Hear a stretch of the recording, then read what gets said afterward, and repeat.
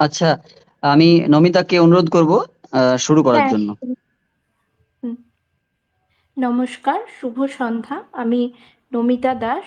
আমার সাথে রয়েছেন রাষ্ট্রবিজ্ঞান চর্চা কেন্দ্রের আরো দুজন সদস্য, অধ্যাপক সমীরণ দাস ও অ্যাডভোকেট প্রকাশ চক্রবর্তী। রাষ্ট্রবিজ্ঞান চর্চা কেন্দ্রের পক্ষ থেকে আমরা শুরু করতে চলেছি আজকের বিশেষ আলোচনা সভা।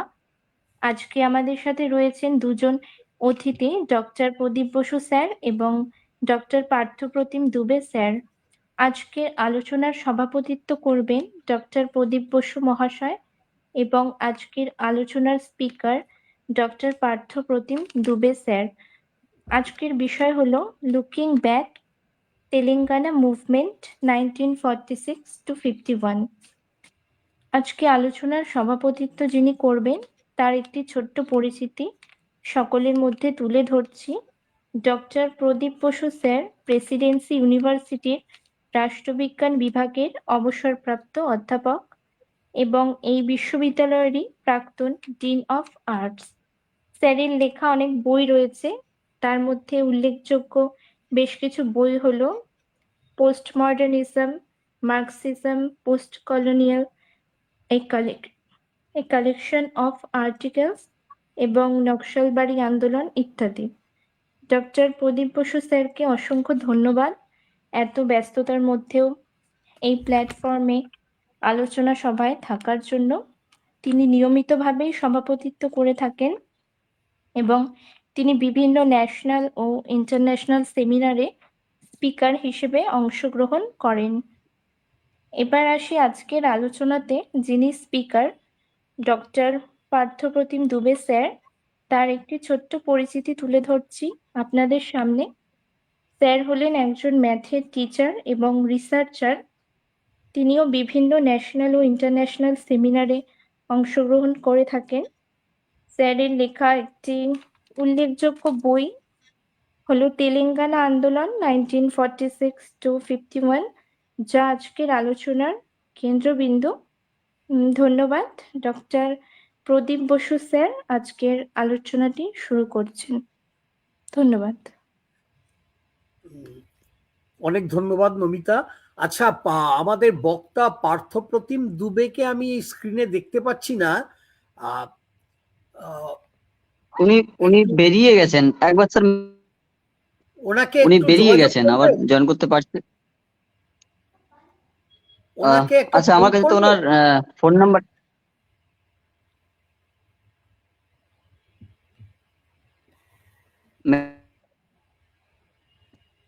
আমার কাছে ওনার ফোন। কথা কেটে আসছে। প্রকাশের কথা শোনা যাচ্ছে না। হুম, বলছিলাম স্যার, আমার কাছে ফোন নাম্বারটা নেই ওনার। ওই যে আমি ছবির সঙ্গে পাঠিয়েছিলাম। আচ্ছা, তাহলে আমি করছি। হ্যাঁ, হ্যাঁ, ওনার ওই নেটওয়ার্ক প্রবলেমের জন্য হয়তো মনে হয় বেরিয়ে গেছেন। আচ্ছা,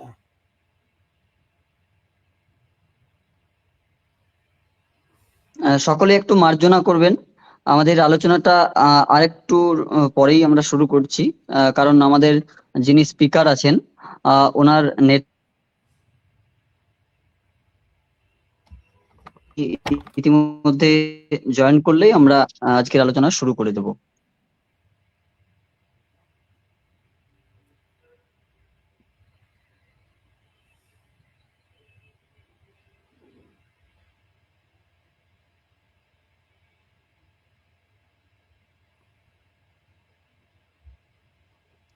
স্যার, ওনাকে একটু ফোন করুন। হ্যাঁ, হ্যালো পার্থবাবু। হ্যাঁ, বলছি যে আপনি জয়েন করেছিলেন, তারপরে কি ডিসকানেক্ট হয়ে গেছেন? ও, আপনি ওই লিংকে গিয়ে আবার ক্লিক করুন।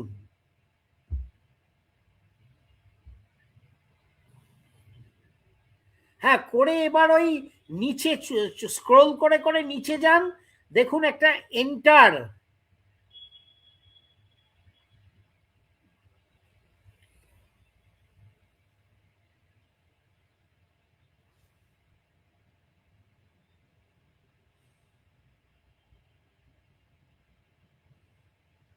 স্যার আপনি ততক্ষণে শুরু করে দিন, উনি এখনই জয়েন করে যাবেন। আচ্ছা, ওনার নাম্বারটা একটু তুমি নোট করে নেবে। আমি যতক্ষণ বলবো ততক্ষণে যদি হ্যাঁ, উনি ওনাকে একটু হেল্প করো। হোয়াটসঅ্যাপে স্যার একটু দিয়ে দিন। কাছে পেন নেই না? হ্যাঁ বলুন, স্যার আমাকে আমি বলুন, আমি লিখে লিখে নিচ্ছি। বলবো? হ্যাঁ,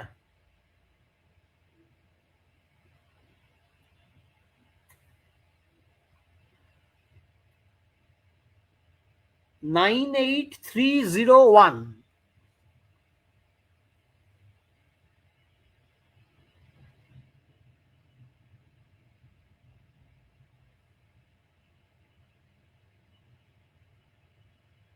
শুনতে পাচ্ছ?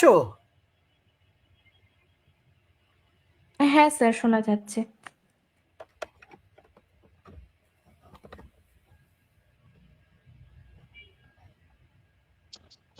আচ্ছা স্যার, বলছিলাম এই লাইভটা কি কেটে দেবো, তারপর আবার নতুন করে কি লিংক দেবো? না, আগে আচ্ছা একবার চলে দেখো এসছেন, উনি না। চলে এসছেন। আচ্ছা, হ্যাঁ হ্যাঁ হ্যাঁ হ্যাঁ, চলে এসছেন উনি। আমিও সকলকে নমস্কার জানিয়ে শুরু করছি। রাষ্ট্রবিজ্ঞান চর্চা কেন্দ্রের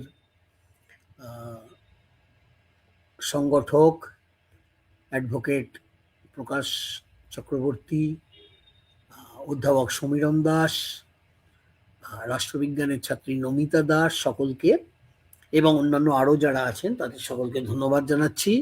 বিশেষ করে ধন্যবাদ জানাচ্ছি আজকের বক্তা ডক্টর পার্থপ্রতিম দুবে। তাঁর অনেক ব্যস্ততা সত্ত্বেও তিনি যে সময় দিতে চলেছেন, তার জন্য তাকে অনেক ধন্যবাদ। রাষ্ট্রবিজ্ঞান চর্চা কেন্দ্র প্রায় 4-5 বছর, মানে করোনার পর থেকে এটি তার অনুষ্ঠানগুলি শুরু করে। আর এখনো পর্যন্ত 300-350-র ওপর তারা বাংলা এবং ইংরেজিতে সেমিনার, ওয়েবিনার ইত্যাদি সংগঠিত করেছেন। আর শুধু একাডেমিক কাজকর্মই নয়, এটি অবশ্যই একটি একাডেমিক মঞ্চ, তবে এটি বিভিন্ন জায়গায় দুস্থ দরিদ্র ছাত্রছাত্রীদের জন্য বইপত্র কিনে দেওয়া, তাদের ফ্রি কোচিং সেন্টার করা, ব্লাড ডোনেশন ক্যাম্প করা ইত্যাদি, ওষুধের ব্যবস্থা করা, পড়াশোনার সাহায্য করা ইত্যাদি করে থাকেন।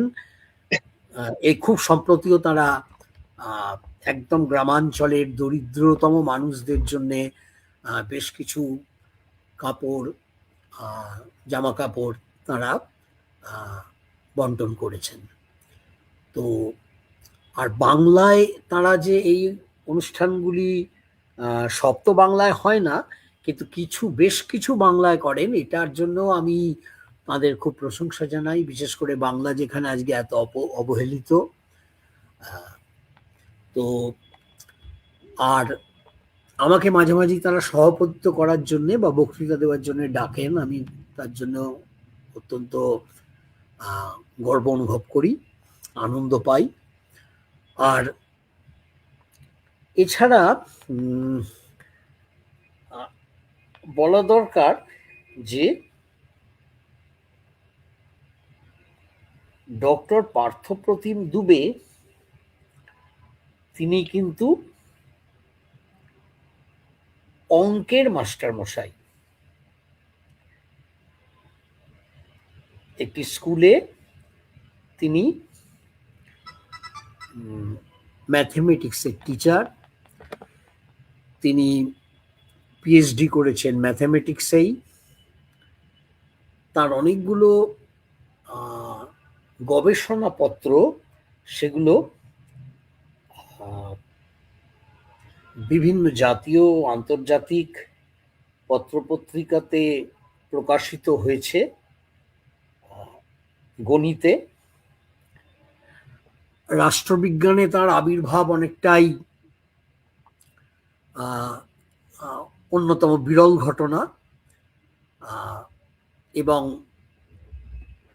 এখানে তিনি কঠোর পরিশ্রম করেছেন গত বেশ কয়েক বছর ধরে, এবং তেলেঙ্গানা আন্দোলন নিয়ে সেই 1946 থেকে 1951 ভারতবর্ষ স্বাধীন হওয়ার ঠিক আগে আর পরে সেই সময়কার ইতিহাস নিয়ে গবেষণা করেছেন। আর তার খুব সম্প্রতি তার গ্রন্থটি প্রকাশিত হয়েছে, তেলেঙ্গানা আন্দোলন ফিরে দেখা, 1946 থেকে 51। খুব সম্ভব পুনশ্চ থেকে প্রকাশিত হয়েছে গ্রন্থটি খুব সম্প্রতি।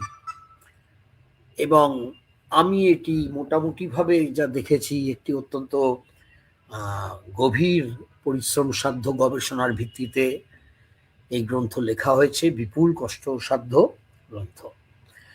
আর গণিতে তার কয়েকটি প্রবন্ধের নাম, আমি গবেষণা প্রবন্ধের নাম উল্লেখ করছি, যদিও এগুলোর মানে আমি বুঝি না। Non-isospectrality of the generalized Swanson Hamiltonian and harmonic oscillator, এটি একটি। তারপরে নন হার্মিশিয়ান অসিলেটর অ্যান্ড আর ডিফর্মড হাইজেনবার্গ অ্যালজেব্রা ইত্যাদি। তার গবেষণা গণিতের ক্ষেত্রে অনেক প্রশংসা লাভ করেছে। আর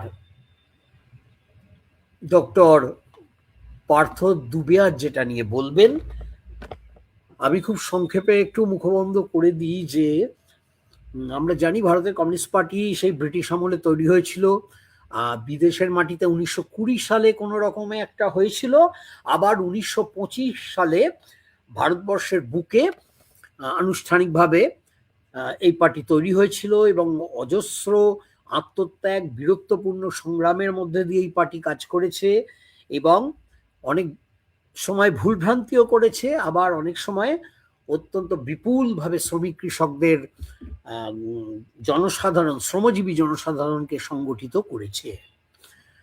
তো সেই সময় অনেকেই এর কাছাকাছি ছিলেন, মুজাফফর আহমেদ, কাজী নজরুল ইসলাম, এছাড়া পরে পিসি যোশী, তারপরে ডিভি রাও, বিটি রণদিভে প্রমুখ অনেকেই অত্যন্ত বিখ্যাত, বিশিষ্ট এবং তারা গুরুত্বপূর্ণ অবদান রেখেছেন। তো সংক্ষেপে বলা হতো সিপিআই। তারপর 1941-44 পর থেকে মোটামুটি ভাবে আন্দোলনগুলো চলতে থাকে তেলেঙ্গানায়। তেলেঙ্গানা তখন ছিল নিজামের অধীনে একটি রাজ্য, তার নাম ছিল হায়দ্রাবাদ। তো আমরা জানি যে এখন তো এই অঞ্চলে অনেকবার ভাগ হয়েছে এবং ভাষার ভিত্তিতেও ভাগ হয়েছে। মাদ্রাজ অংশটা আজকে তামিলনাড়ু, তারপরে মানে যেটা মাদ্রাজ প্রেসিডেন্সিটা ছিল, এছাড়া মাদ্রাজ যে শহরটা রাজধানী সেটার নাম তো এখন হয়েছে চেন্নাই।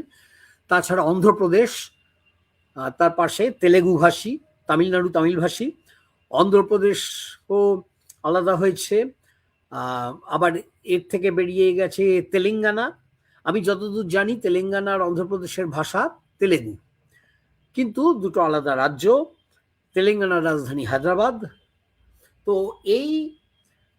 এরকম একটা অবস্থা ঠিক স্বাধীনতার আগে নিজামের বীভৎস সামন্ততান্ত্রিক অত্যাচার, জাতপাতের অত্যাচার, দারিদ্র, অর্থনৈতিক শোষণ, অনৈতিক খাজনা, ওই ভেট্টি সিস্টেম, মানে এক একটা পরিবারকে ঋণগ্রস্ততার দায়ে কৃতদাস বানিয়ে রেখে দেওয়া হতো, এরকম সব বীভৎস। এছাড়া যৌন অত্যাচার ছিল মহিলাদের ওপর। আর তথাকথিত নিচু করে রাখা জাত, নিচু জাত বা নিচু করে রাখা জাত, তাদের উপরে বীভৎস অত্যাচার চলতো। তা এই নিজামের রাজ্যে তখন এগুলোর বিরুদ্ধে আন্দোলন হতে থাকে এবং কমিউনিস্ট পার্টির নেতৃত্বে হতে থাকে। এছাড়া অন্ধ্র মহাসভারও নেতৃত্ব ছিল। এই দুটি সম্পর্কটি কি, এই সম্পর্কে আমরা ডক্টর দুবের কাছে নিশ্চয়ই কিছু জানতে পারবো। আমার খুব কম পড়াশোনা এ বিষয়ে। আমি আমার গবেষণা করেছিলাম নকশালবাড়ির তাত্ত্বিক বিকাশ নিয়ে, ইনার পার্টি স্ট্রাগল। তো সেখানে তেলেঙ্গানা দিয়েই আমার প্রথম শুরু। ওই সময় অন্ধ্রপ্রদেশে একটা রাজ্য কমিটি একটা ডকুমেন্ট বার করে, অন্ধ্র থিসিস। তো সেখানে ওই চীনের পথ আমাদের পথ এটা বলা হয়, ভারতবর্ষের বুকে বোধহয় প্রথম। অথচ চীন বিপ্লব তখনও সফল হয়নি, পূর্ণ সাফল্য পায়নি। তখনই তারা মনে করেছিলেন ওই দীর্ঘস্থায়ী জনযুদ্ধের পথ ইত্যাদি, মানে রাশিয়ার টাইপে শহুরে অভ্যুত্থান দিয়ে নয়, হ্যাঁ, শ্রমিক অভ্যুত্থান দিয়ে নয়, বরং চীনের মতো কৃষকদের নিয়ে দীর্ঘদিন ধরে গ্রামাঞ্চলে ঘাঁটি এলাকা করে করে লড়াই, এই সহজ কথায় এরকম একটা ব্যাপারের ভাবনা ছিল। তারপরে তো তেলেঙ্গানার আন্দোলন সেখানে সশস্ত্র আন্দোলনেও পরিণত হয়। আমি সম্প্রতি ডিভি রাওয়ের ওপরে, নাগিরেড্ডির ওপরে দুটো গবেষণাপত্র লিখেছি। তো ওইখানে আমি কিছুটা ঘেটেছি। আমার মনে হয়েছে তেলেঙ্গানা নিয়ে একেবারেই যথেষ্ট পরিমাণে গবেষণা হয়নি, অল্প কয়েকটি বই আছে। আর বাংলাতেও তো তেলেঙ্গানার লড়াই নিয়ে খুব কমই, বোধহয় একটি পাতলা মতো বই আছে, কাফি খাঁর লেখা বোধহয়, আমি আমার যৌবনে দেখেছিলাম। সেগুলো উনি বলতে পারবেন, ডক্টর দুবে। আর সশস্ত্র সংগ্রাম হতে থাকে, আর্ম স্কোয়াড গড়ে ওঠে।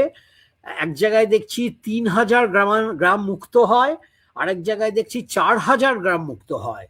এছাড়া মেয়েরা ভীষণভাবে অংশগ্রহণ করেন সাহসের সঙ্গে, বীরত্বের সঙ্গে সশস্ত্র স্কোয়াডে। আর এরা জাতপাতের বিরুদ্ধেও কিন্তু সংগ্রাম করেছিলেন, শুধু অর্থনৈতিক শ্রেণী সংগ্রাম নয় এটা। কেমন?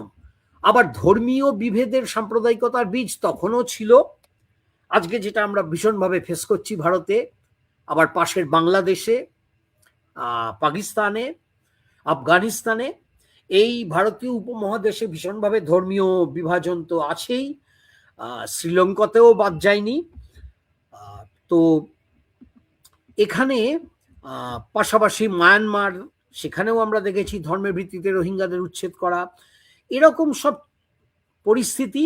তো তেলেঙ্গানায় ওই 1946 থেকে 51 ওই পর্যায়ে যখন এই হিন্দু মুসলিম বিভাজনের খুব চেষ্টা করা হয়, মুসলিম সংগঠন গড়ে উঠেছিল, কি নাম, ইত্তেফাক বা ইবাদত, এরম একটা কোনো নাম।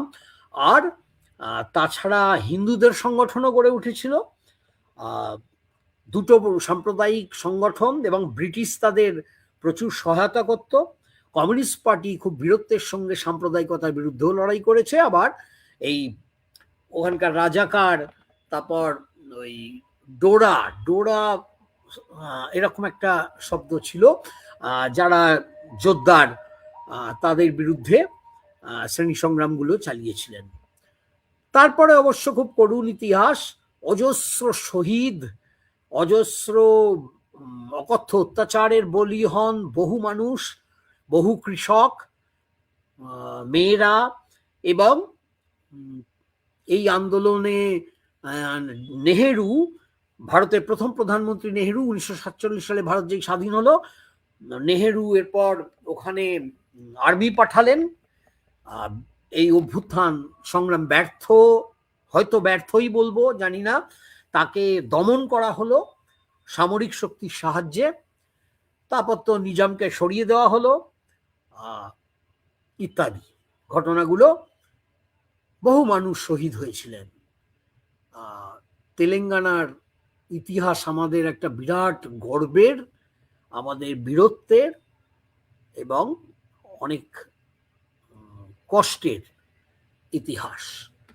তো আমি অধ্যাপক বা শিক্ষক ডক্টর পার্থপ্রতিম দুবে, যিনি এখন আবার গবেষণায় সারা পশ্চিমবঙ্গ চষে বেড়াচ্ছেন, তেভাগা আন্দোলন নিয়ে গবেষণা শুরু করে দিয়েছেন তিনি। এই একটি ব্যক্তির অনন্য প্রয়াস, তাকে কিছুতেই দমানো যায় না, এ তো ভারী মুশকিল। তো তিনি এখন তেভাগা নিয়েও কাজ করছেন। তাকেই আমি অনেক বেশি বকে ফেললাম, আমরা এখন তার কাছে শুনবো তেলেঙ্গানার কথা। মাননীয় সভাপতি এবং রাষ্ট্রবিজ্ঞান চর্চা কেন্দ্রের সমস্ত সদস্য, আমি অনেককে তো চিনিও না ব্যক্তিগতভাবে, তাদেরকে ধন্যবাদ জানিয়ে এবং আমাকে এই সুযোগ দেওয়ার জন্য তাদেরকে আরো বারংবার ধন্যবাদ জানিয়ে আমি আমার কথা বলছি। ব্যাপারটা হচ্ছে, দেখুন, আমি পড়াশোনায় খুব একটা ভালো টালো নই, মোটামুটি একদম যাকে নিচের দিকে বলা যায়, লেখাপড়া সেরকম নেই। কিন্তু বাবা কমিউনিস্ট পার্টি করতেন, বাবা হেডমাস্টার মশাই ছিলেন। এই বাবা অল্প বয়সে মারাও যান। প্রদীপদা হয়তো জানবেন যে প্রদীপদা ছিলেন সেখানে, কাজ সেই সময়ে বিপ্লবে গিয়েছিলেন। তাঁতিপাড়া বীরভূমের নবকিশোর বিদ্যা নিকেতনের তিনি প্রধান শিক্ষক ছিলেন বাবা। অল্প বয়সী মারা যান। পার্টি করতেন একদম ডেডিকেটেড হয়েছে, পার্টি মানে সিপিআইএম পার্টি করতেন, একদম পরিষ্কার এখানে। তা আমারও সেইভাবেই আর এসব আমরা যখন পড়তে আরম্ভ করি, যখন বুঝতে আরম্ভ তখন তো পার্টি ক্ষমতায়, ফলে সে বিরাট একটা আত্মপ্রসাদ, বিরাট একটা মানে দম্ভের একটা ব্যাপার তো ছিলই। আর কিছু আমরা জানতাম না, আমরা ওই নেতাদের কথা শুনতুম আর মিটিং মিছিলে যাওয়া, পোস্টার সাঁটানো, আর মোটামুটি বিপক্ষ পেলেই তাকে মোটামুটি দুর্মুষ করে দেওয়া, বিপক্ষ চলবে না, এই জায়গাটাতেই আমাদের মোটামুটি চলছিল বেশ। হঠাৎ একটা দিন আমাদের এই জিবি মিটিং এ এক ভদ্রলোক এলেন। তিনি অধ্যাপক। তিনি এসে ওইসব শ্রেণী সংগ্রাম, অর্থনীতি, ক্যাপিটাল, আমার কাছে তো কিরকম লাগলো, আমার বিরাট শ্রদ্ধাও জন্মে গেল। এবং তার আশপাশে ঘিরে যারা চেলারা আছেন তাদের প্রতি আমরা আরো শ্রদ্ধা পেয়ে, কেন নেতা দেবতা আর চেলারা তো উপদেবতা, তাদেরকে সন্তুষ্ট না করলে চলে না। তা আমিও তাদেরকে সন্তুষ্ট করে ভদ্রলোকের কাছে একবার গেলাম। তা গিয়ে উনি তখন বললেন, কিছু বইপত্র তুমি পড়ো বলে নির্দেশ দিলেন। তা আমি বইগুলো পড়ার চেষ্টা করলাম, সব যে বুঝে পড়েছি সেরকম না, কিন্তু পরে দেখলাম যে মনে হতে লাগলো আমাদের যে পার্টি চিঠি দেয়া হতো আর এই বইগুলোতে যেসব লেখা আছে সেগুলো সব ভালো বুঝতে পেরেছি এরকম নয়। কিন্তু যাই হোক, যেটুকু বুঝতে মনে হয় এই পার্টি তো আর বিপ্লবের দিকে ধারে কাছে ব্যাপার নয়, ব্যাপারটা হচ্ছে বামফ্রন্টকে যেমন করে হোক টিকিয়ে রাখতে। আমি একটু বেশ দমিয়ে গেলাম। আমি এক ভদ্রলোককে বললাম, তিনিও নেতা, যে এখন এইরকম করে গেলে কি? তো উনি তো আমাকে মোটামুটি এবার আমাকে দুর্মুষ করতে আরম্ভ করলেন, যে ওরে অত বিপ্লব সহজ নয় রে, ও সব পথ ঘুরে বিপ্লবের পথে, মুজফফর আহমদ বলে গেছেন। আমি তো আরো একটু বলি, বাবা এ তো তাহলে শতাব্দীর পর শতাব্দী, কবে কি হবে কিছু তো বোঝাও যাবে না। পরে অনেক অনুসন্ধান করে দেখেছি যে এইরকম কোন শব্দব্রহ্ম আহমদ সাহেবের কোনো গ্রন্থে লেখা নেই, অন্তত মুখে কাউকে বলেছেন কিনা বলতে পারেন। যাই হোক, এখন এই বইটা লেখার, তেলেঙ্গানা নিয়ে লেখার, প্রথম কথা তেলেগু ভাষা আমি খুব একটা মানে জানি না বলতে গেলে। ওই যে সময় কাজ করেছি তেলেগু শব্দগুলোকে জানার জন্য কিছু অক্ষর আমি জানতাম। একদিন তো ঘুরে ঘুরে বেড়াচ্ছি, সেই সময় সবারই কাছেই যাচ্ছি, বনবিহারী বাবুর কাছে, মানে বনবিহারী চক্রবর্তী, যিনি প্রাজ্ঞ মার্ক্সবাদ বিশেষজ্ঞ এবং নেতাও ছিলেন, ওনার একটা সেন্টারও ছিল যেখানে ওই মার্ক্সবাদের উপরই চর্চা হতো। তো আমি তাদের সঙ্গে সামান্যতম ভাবে যুক্ত ছিলাম। তা তিনি একটা বই দেখিয়ে দিলেন। সে বইটি হচ্ছে নকশালবাড়ি পূর্বগ্রাম। আজকে যিনি চেয়ার করছেন তিনি লেখক, তখন তিনি স্কটিশ চার্চ কলেজের অধ্যাপক। তো আমি বইটা দেখে বললেন, দেখো এইরকম তো বই, মার্ক্সবাদের সঙ্গে আর একটা মতবাদ জুড়ে দিয়েছে, তুমি দেখো। তা আমি দেখে একটু রাগই হল।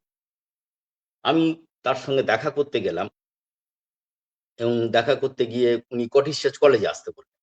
গেলাম, অত্যন্ত সুভদ্র, মার্জিত, বিনয়ী এবং পরোপকারী বলতে যা বলা হয় ছাই, কিন্তু আমার তো ভেতর তখন জ্বলছে। উনি খাতা নিয়ে অনেকগুলো স্কেচ করলেন, কতগুলো বই পড়লেন, ওনার ফ্ল্যাটেও আসতে বললেন। তো ফ্ল্যাটে গেলাম, ফ্ল্যাটে গিয়ে তার সঙ্গে কথা বললাম। কোথায় গিয়ে একটা জায়গায় উনি বললেন যে মার্ক্সবাদ খুব মহান মতবাদ, কিন্তু তার কতগুলো বিষয়, যেমন আধুনিকতা, শ্রেণী সংগ্রাম, এইসবের উপর বেশি জোর দেওয়াতে নারী, ধর্ম, ভাষা, জাতি ও প্রান্তিক মানুষগুলো সেভাবে প্রাসঙ্গিক হয়ে ওঠেনি। এটা এমনকি সমাজতান্ত্রিক দেশগুলোতেও। উনি সরাসরি প্রস্তাব দিলেন মহান তেলেঙ্গানা আন্দোলন নিয়ে কাজ করা। সেই শুরু হলো এবং এটা নিয়ে হলো। এখন আমি কয়েকটা আমার নিজস্ব ব্যক্তিগত অভিজ্ঞতা আছে এই ব্যাপারে। যেমন আমি একটা অঞ্চলে কাজ করতাম, মানে বৈদ্যবাটি, সিঙ্গুর ওই অঞ্চলটাই, তখন প্রত্যন্ত গ্রামে যেতে হতো আমাকে। আমি একটা জায়গায় দেখলাম যে এরকম ওই আহ, আহ, মার্কস মানে একটা জায়গায় সেখানে প্রতিক্রিয়াশীলদেরই সব রমরমা, তারাই যেতে।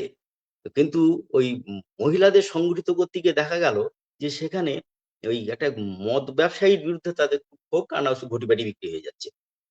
আমাকে বললেন যে এই কি করা যায়। তা আমি একটা প্রতিশ্রুতি মতোই দিলাম যে হ্যাঁ, আমার মদ ব্যবসায়ীকে তুলে দেওয়া হবে। তা প্রতিশ্রুতিতে কাজ হলো, পঞ্চায়েত নির্বাচনে পার্টি জিতেও গেল। কিন্তু পার্টি আর বারণ করলো আমাকে যে ওসব খোঁজাখুঁজি বেশি করিস নি বাবু, কেননা ও আমাদের সমর্থক, আর ওটা বড় বাড়ি, বিরাট অনেকগুলো ভোট হতো, প্রায় ৬০-৬৫টা একটা বাড়িতে ভোট।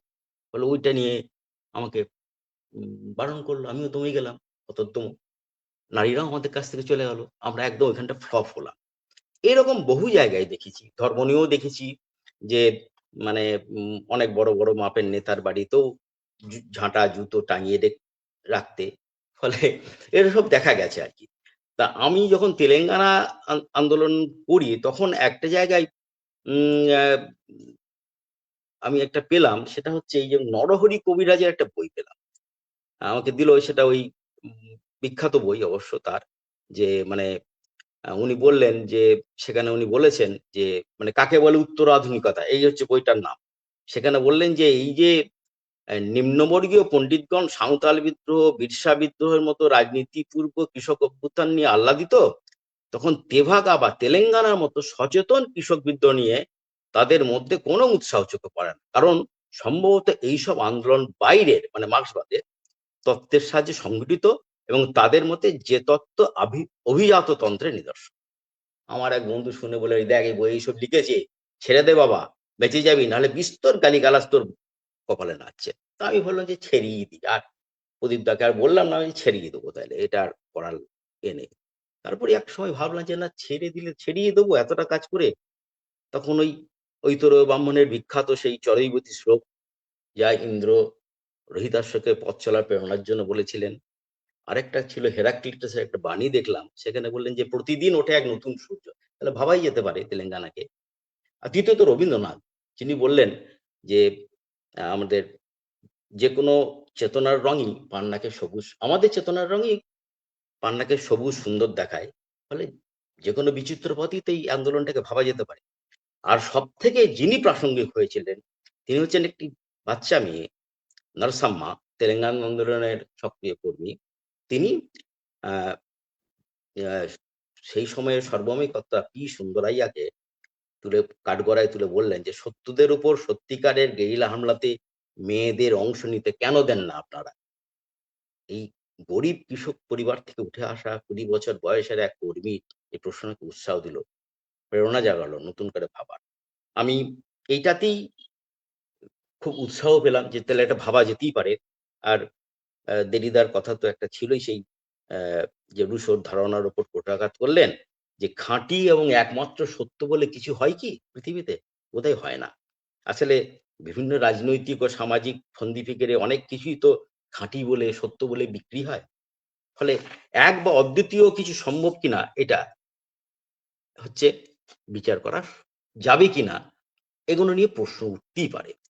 তা আমি সেই হিসাবেই তেলেঙ্গানা আন্দোলন নিয়ে কাজ করলাম। এবং এটা সামান্য একটু বলে নেওয়া দরকার তেলেঙ্গানা আন্দোলন খুব ছোট করে। সেটা হচ্ছে তেলেঙ্গানা আন্দোলন মোটামুটি এই যে হচ্ছে হায়দ্রাবাদ তখন রাজ্য ছিল নিজামের অধীনে। ১৭২০ সাল নাগাদ হায়দ্রাবাদ রাজ্য নিজামের শাসনাধীন হয়। মোগল শাসনের শেষ ভাগে ১৭১৩ খ্রিস্টাব্দে মীর কামারউদ্দিন আসফ খাঁ গোটা দক্ষিণ ভারতের সুবেদার নিযুক্ত হন এবং মোগল সাম্রাজ্য যখন ক্ষয়ে আসছে সেই সময় আসফ খান নিজেকে স্বাধীন বলে ঘোষণা করেন। এরাই ছিলেন সেই ক্ষমতার মানে এরাই তখন এই ক্ষমতাটাকে ধরে রাখেন। নিজাম মুসলিম সম্প্রদায়ভুক্ত ছিলেন এবং তার রাজত্বে শিক্ষিত মুসলিমদের খুব রমরমা ছিল। বেকারি আর দারিদ্র মানে দরিদ্রতা তখন এত বেশি নৃত্যসঙ্গী রাজ্যের যে মানে সেটা কহতব্য নয়।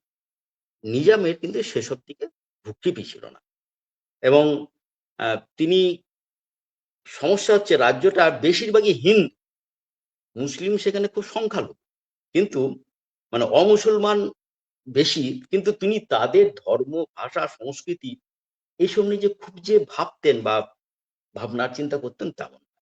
এই সবগুলোই কিন্তু তেলেঙ্গানার আদৌ আছে কিনা, মানে আদৌ সেগুলো তো আছে কিনা, শুধুমাত্র শ্রেণী সংগ্রাম, অর্থনীতি আছে এইরকম ভাবেই আছে কিনা, এইভাবেই বিষয়টা আছে কিনা, এই বিষয়টা নিয়ে আমরা ভাববার চেষ্টা করলাম।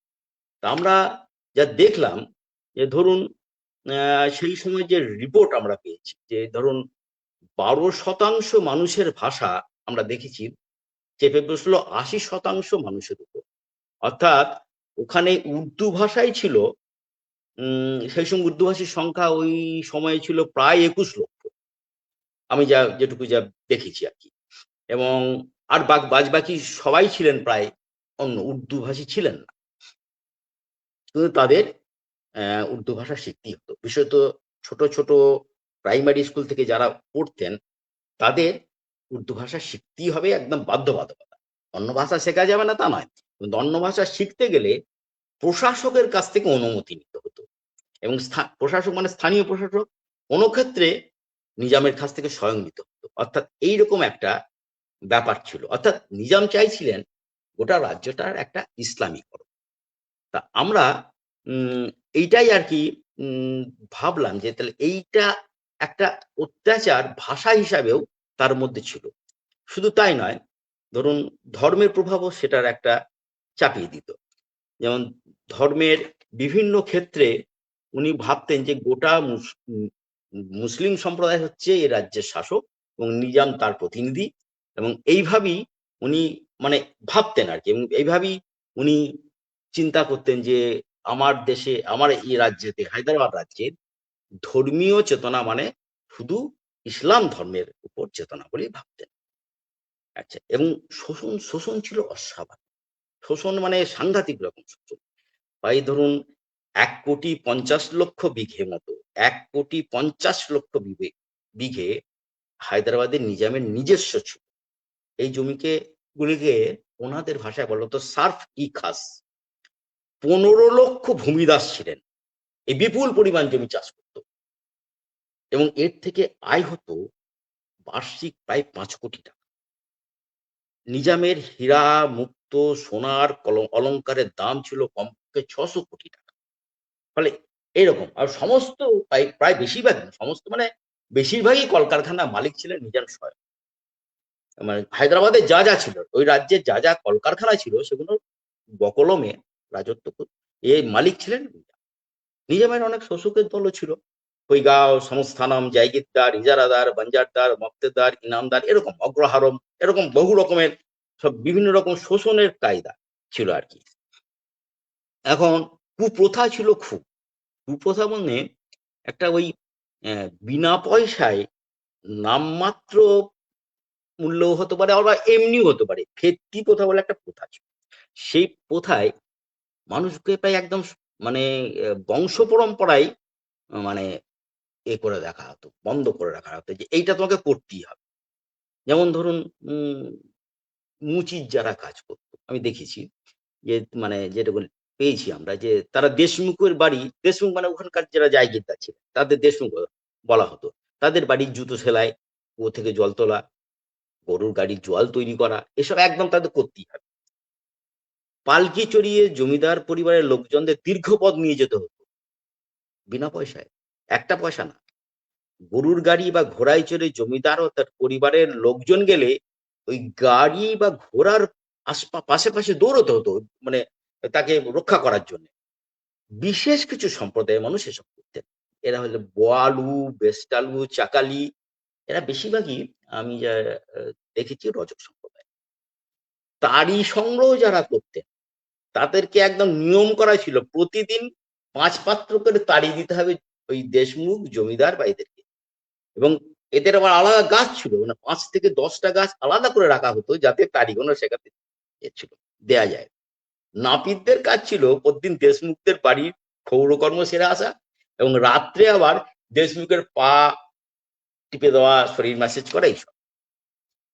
আর ভেত্তি প্রথার মতন এইরকম আরেকটা প্রথা ছিল ভাগেলা প্রথা। এটা ওয়ারাঙ্গল নালগোন্ডা জেলাতে খুব বেশি ছিল। এই প্রথা চাপিয়ে দেওয়া হতো বেশিরভাগই আদিবাসী জনগোষ্ঠীর উপর।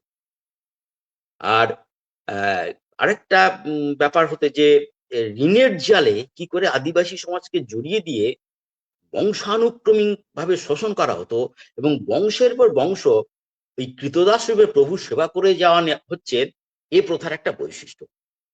অনেক পরে অবশ্য 1936 সাল নাগাদ এই প্রথা রোধ করতে আইন হয়, কিন্তু কার্য করা যায়নি, কার্যকর একদমই হয়।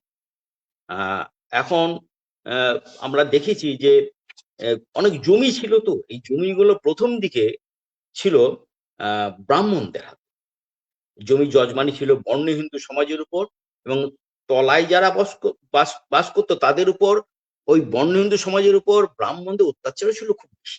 বেশিরভাগই এরা জমিদার ছিলেন এবং তাদের প্রতাপও ছিল মাত্রা ছাড়া, এবং এগুলো আমরা দেখেছি। আর এছাড়া এই যে বিপুল জনগোষ্ঠী যারা এই ধরুন অনেক পার্বত্য জাতি ছিল, রেড্ডি, চেঞ্চু, কোয়া, লম্বাডি, বাঞ্জারা সম্প্রদায়, এরা সব ছিল।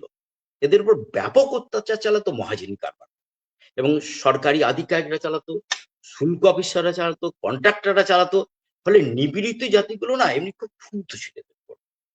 প্রতিবাদের কোনো ভাষা ছিল না। এরা প্রতিবাদ তো করতোই না, বর্ষতা স্বীকার করতো, এবং সেটাই তাদের আনুগত্যের পরিচয়। যেমন প্রায়ই বলতে হতো যে আমি ভৃত্য, তুমি মালিক প্রভু, আমি আপনার প্রস্রাব পান করি, এগুলো বলতেই হবে। মানে প্রথম এইগুলো দিয়ে তাকে আর কি সন্তুষ্ট করে তারপর কথাবার্তা হবে। আর এটাতে না ওরা খুব আনন্দ পেতেন, যে মানে এই যে গরিব মানুষের আত্মসমর্পণের যে ভঙ্গি, এই ভঙ্গিটা ওনাদের খুব পছন্দের ছিল।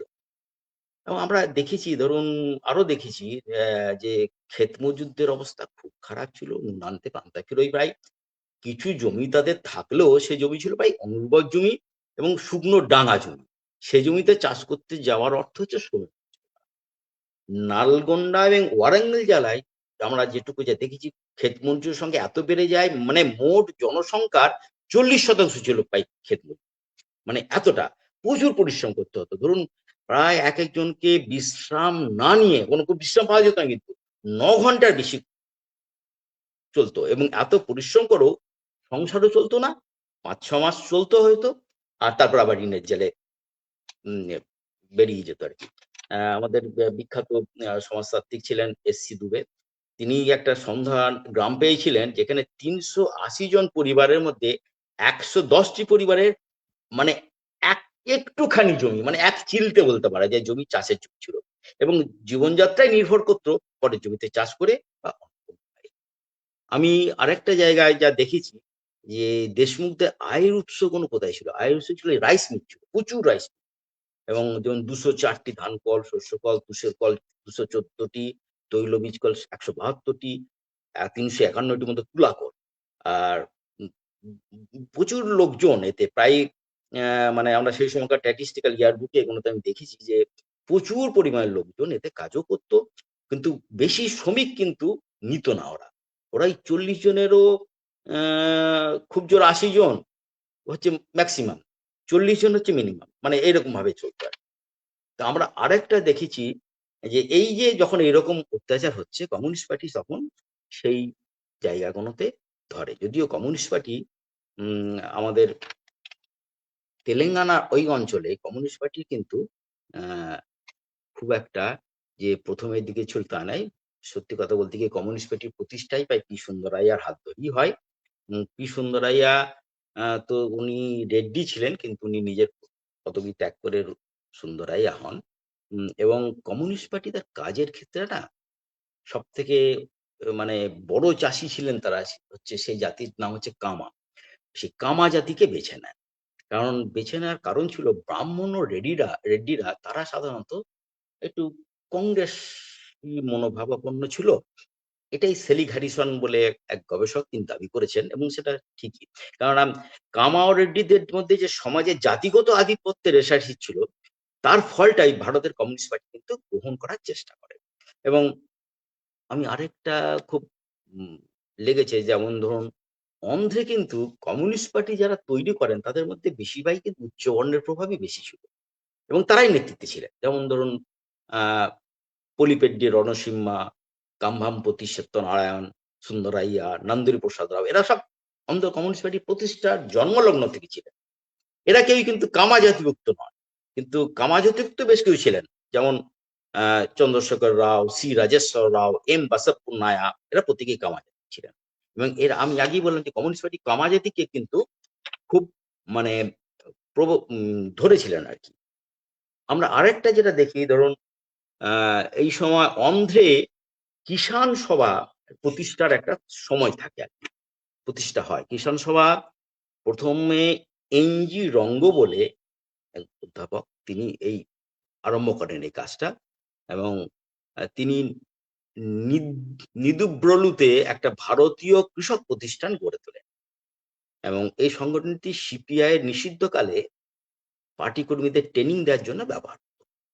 আচ্ছা, এই কিষাণ সভার প্রভাব দিনকে দিন বেড়ে যেতে থাকে, এবং যেহেতু কামাজাতিকে ধরা হয়েছিল, ফলে অন্ধ্রে কামাজাতি কিষাণ সভার সদস্য প্রথম মানে এরাই আরম্ভ করেন, এরাই প্রধান পৃষ্ঠপোষক ছিলেন।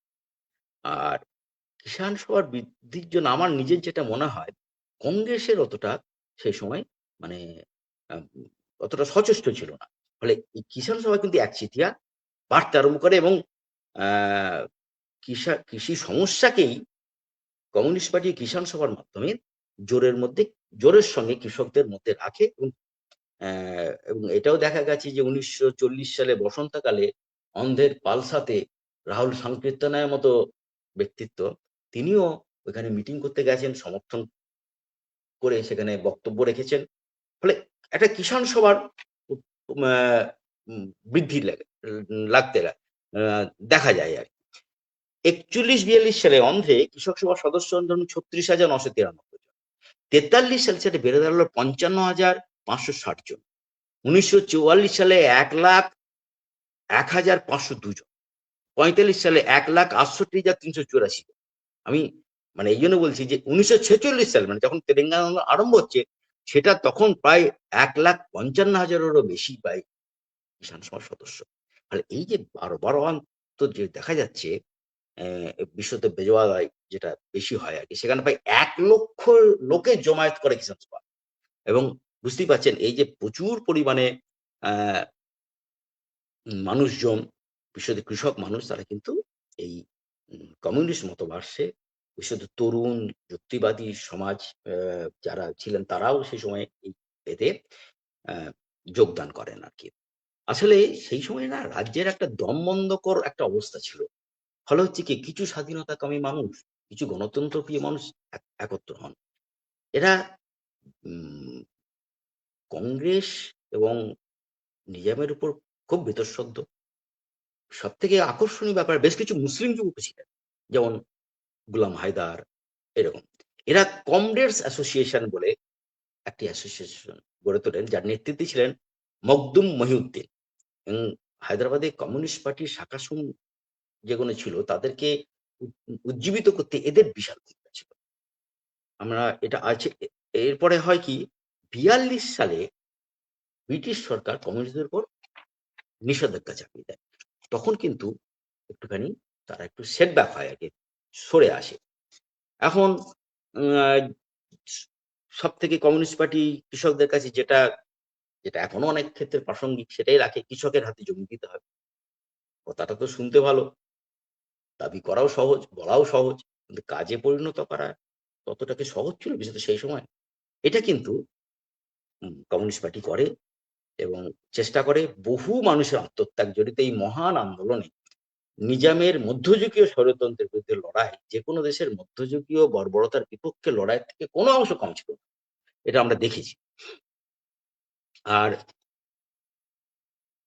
এই যে বিশাল পরিমাণ যে আমরা লড়াই দেখলাম, তার সঙ্গে আমরা প্রথমের দিকটাই কিন্তু যে লড়াইটা কিন্তু যে নেহরু সরকার উচ্ছেদ করতে হবে এরকমটা হয়নি। খুব আস্তে আস্তে প্রথমের দিকে উম আহ, দেখা যায় যে কমিউনিস্ট পার্টি আস্তে আস্তে সমস্ত কৃষক সমাগমকে সংহত করে সেই আস্তে আস্তে ওই জায়গাতে যেতে চাইছিলেন আর কি। কিন্তু আহ, একটা সময় আমি একদম শেষের দিকে বলে যাচ্ছি যে এক সময় তো যেটা প্রদীপ দাও বললেন যে কষ্টের ইতিহাস, আহ, শেষ পর্যন্ত তো আহ, আমরা দেখলাম যে সেটা শেষ হয়ে গেল, সেটা শেষ পর্যন্ত রাখা গেল না। প্রায় ধরুন প্রায় 3,000 4,000-এর মতো, কেউ বলেন 3,000, কেউ বলছেন 4,000, মানে এরকম একটা আছে। তবে আমার মনে হয় বহু গ্রাম সে সময় আহ, যোদ্ধাদের মুক্তির যোদ্ধাদের যে বিরুদ্ধে চলে গিয়েছিল এবং মুক্তাঞ্চল ছিল প্রায় বলতে পারা যায়। শ্রমিক শ্রেণী সেইভাবে আমরা কিন্তু সেইভাবে দেখতে খুব একটা পাওয়া যায়নি। সব থেকে আক্ষেপের বিষয় যে শ্রমিক শ্রেণীর সঙ্গে কৃষক সবার সেভাবে সংযুক্তি আমরা দেখতে পাই। এখন আমি যেটা দেখতে পেয়েছি বা আমরা যেটা চেয়েছি যে কিভাবে ধরুন কি কি প্রভাব মানে আছে আর কি তেলেঙ্গানা আন্দোলনে কি। আমরা একটা ঘটনা আপনাদের বলি যে ধরুন যখন গেরিলা ছিল, কৃষ্ণার জঙ্গল বলে একটি জঙ্গল আছে, বিখ্যাত এখনো আছে। সেই জঙ্গলে একটা বিপত্তি ঘটে। গেরিলারা যখন যাচ্ছিলেন খাদ্যাভাব পরে করা গেরিলা স্কোয়ার একটি বাছুর মেরে খায়। সমস্যা অঞ্চলটায় চেঞ্চু বলে এক উপজাতি থাকতো। সেই মানুষদের মধ্যে বিশাল ক্ষোভের সঞ্চার হয়, কেননা চেঞ্চু উপজাতীয় মানুষরা না গরু এবং শুয়োর দুটোকেই মেরে খাওয়াকে খুব মানে ঘেন্না করে এবং যারা করে এই কাজ তাদের সঙ্গে একদম সংস্পর্শ রাখতে চায় না।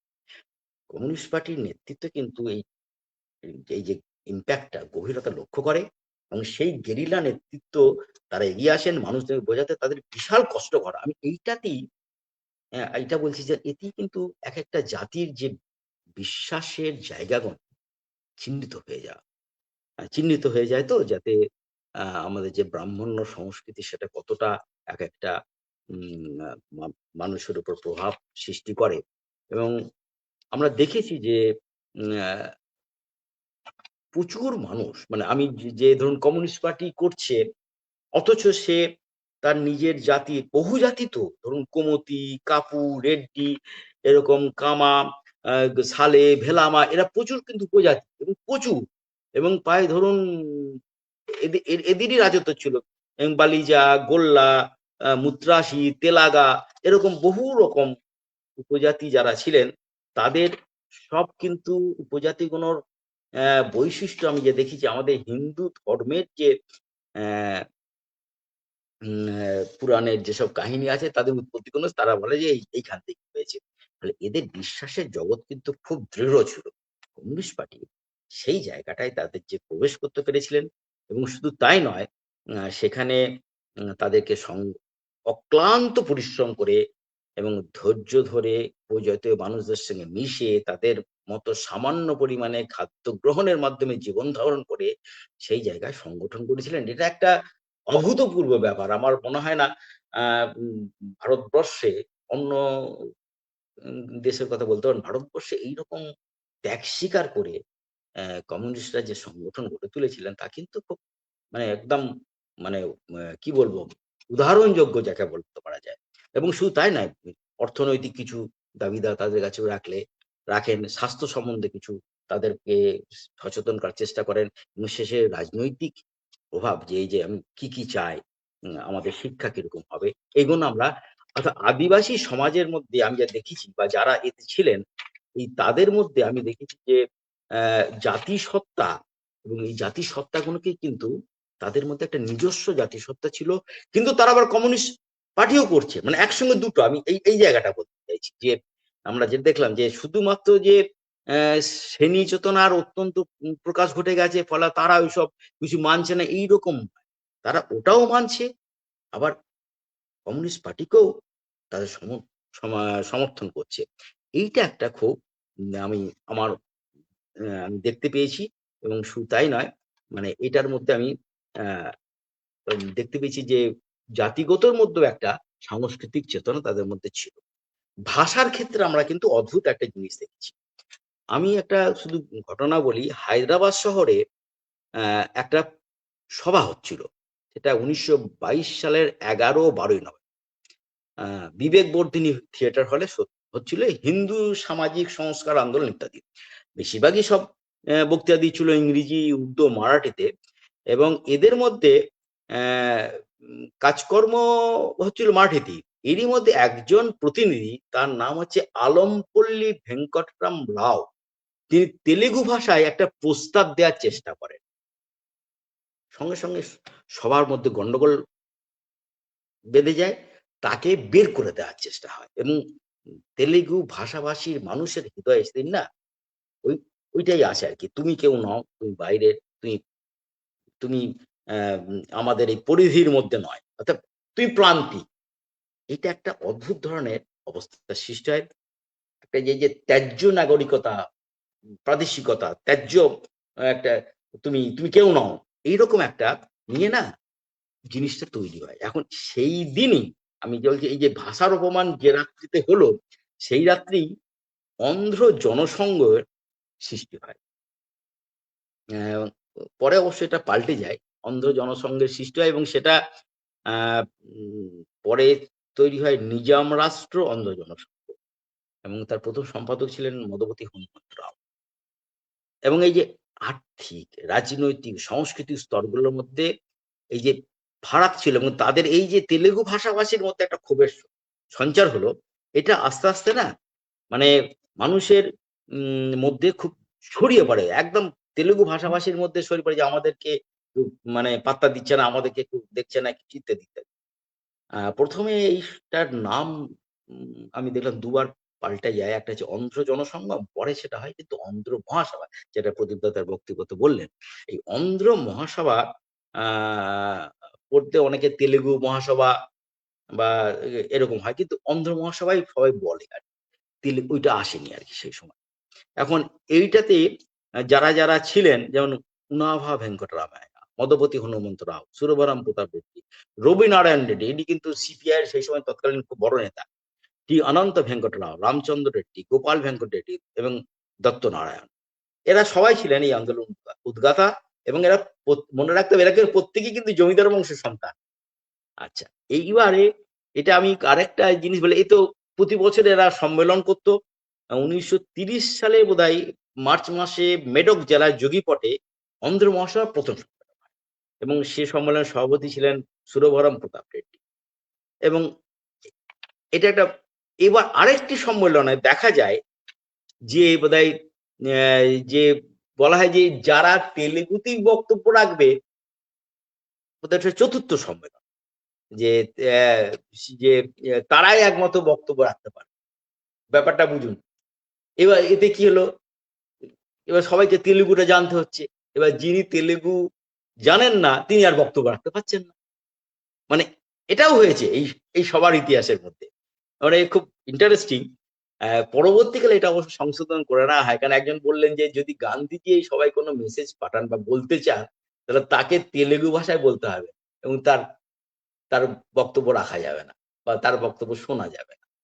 এমনকি ধরুন সরকারের সঙ্গে যদি কথাবার্তা হয়, কেন সরকার তো উর্দু ভাষার সপক্ষে, উর্দু ভাষা যারা বলবে না, বলে তাহলে সেটাও আমরা, সরকারের বার্তাটাও আমি এখানে পড়তে পারবো না, কেননা সেটি উর্দু ভাষায় লিখিত। এইসব এই ভাষার মধ্যে আছে, ভাষার এই লড়াইয়ের মধ্যে আমরা দেখেছি।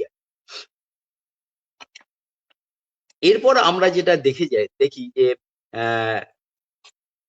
ভাষার সঙ্গে, ভাষা ছাড়াও সংস্কৃতির একটা ব্যাপার কিন্তু আমি খুব তেলেঙ্গানা আন্দোলনে দেখেছি। এখন এই সংস্কৃতির ব্যাপারটা এখানে বেশি এই জন্য এসেছে যে সংস্কৃতিতে সেই সময় প্রথম থেকেই প্রায় ধরুন ওই বহু একটা কমিউনিস্ট পার্টি চেষ্টা করে একটা পাবলিক লাইব্রেরি বা লাইব্রেরি আন্দোলন, লাইব্রেরি মুভমেন্ট, অর্থাৎ প্রতি জায়গায় লাইব্রেরি তৈরি করতে হবে প্রতি জায়গাতে। এইটা সেই সময়কার যারা কমিউনিস্ট পার্টির সংগঠক ছিলেন বা অন্ধ্র মহাসভার সংগঠক ছিলেন বিশেষত, তারাই এটা করতে আরম্ভ করে। এবং শুধু গ্রন্থাগার আন্দোলন নয়, অসহযোগ আন্দোলন, চরকা সংগ্রহ, খিলাফত আন্দোলন, এর সঙ্গে সবচেয়ে জড়িয়ে যেতে থাকে। এবং প্রথম আমি যা দেখলাম সেটা হচ্ছে শ্রীকৃষ্ণ দেবরায় অন্ধ্র ভাষা নিলয়ম 1910 সালে এটা তৈরি হলো এবং এর প্রতিষ্ঠাতা ছিলেন কে লক্ষণ রাও। এরা প্রচুর ব্যাপকভাবে রাজ্য জুড়ে বয়স্ক শিক্ষা কেন্দ্র ও গ্রন্থাগার স্থাপিত করতে আরম্ভ করেন এবং বহু জায়গাতে এই সংস্কৃতির আন্দোলন চলতে থাকে। প্রচুর উপন্যাস রচনা হয়, নাটক হয়। বিশেষত কমিউনিস্ট পার্টি এই নাটকগুলোকে মানে নিয়ে অত্যন্ত বেশি চালু করতে থাকে। যেমন মা ভূমি বলে একটি নাটক অত্যন্ত জনপ্রিয় হয় এবং পরবর্তীকালে আমার মনে হয় গৌতম বসু এটা সিনেমাও করেছিলেন।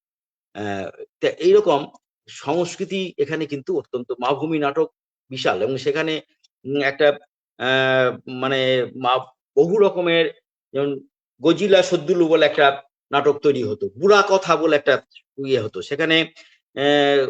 ওই মানে বুড়া কথা মানে হচ্ছে বুড়া শব্দের অর্থ তামুরা এবং কথা হচ্ছে গল্প, অর্থাৎ এটা একটা গল্পের মাধ্যমে ওইভাবে আহ, তৈরি হতো এবং সেখানে কমিউনিস্ট পার্টির নেতৃত্বই করতো এবং প্রতি জায়গায় গ্রামকে সংগঠিত করে সেখানে এই বুড়া কথা, ভিধি ভাগবতম, যক্ষ গানম, মা ভূমি এদের সমস্ত নাটক বা অন্যান্য সাংস্কৃতিক কার্য যেসব কার্যাবলী ছিল, যেমন গজিলা সুতুলে সেটা মানে রাখালদের গান, ভুইয়ালা পাতা মানে ঘুম পাড়িনি গান, কোলাতু পাপ্পু পাতা মানে ছন্দময় আহ, একটা শব্দ তুলে এবং কাঠের টুকরো নিয়ে গান, এছাড়া ভজন তো ছিলই আর কি। এইগুলো সমস্ত কিছু কিন্তু সেগুলো আমরা দেখেছি ওদের সেই সময়ের আন্দোলনের মধ্যে। আরেকটু যেটুকু আমরা দেখেছি যে নারী সত্তা কিন্তু অত্যন্ত ভাবে মানে এইটা আমি খুব মানে নারী বিপ্লবীরা কিন্তু অত্যন্ত সক্রিয় ছিলেন সেখানে। নারী সত্তার আমরা যা দেখেছি প্রথমের দিকটাতে মানে ধরুন নারীরা যারা যোগদান করেছেন, কিন্তু নারীদের কিছু সমস্যা হয়। যেমন আমি আগে বললাম যে ওই যার কথা প্রথমেই বললাম যে তিনি সুন্দরাইকে চিঠি দিলেন 20 বছর মেয়ে নরসাম্মা, যে আমাদের কেন শুধুমাত্র শুধু মানে তাদেরকে একটু হেঁসেলের দিকে ঠেলে দেওয়ার ইয়ে ছিল আর কি, প্রবণতা ছিল নেতৃত্বের। তা সেই জন্য ওরা বলেছে আমাদের কেন রাইফেল দেওয়া হবে না।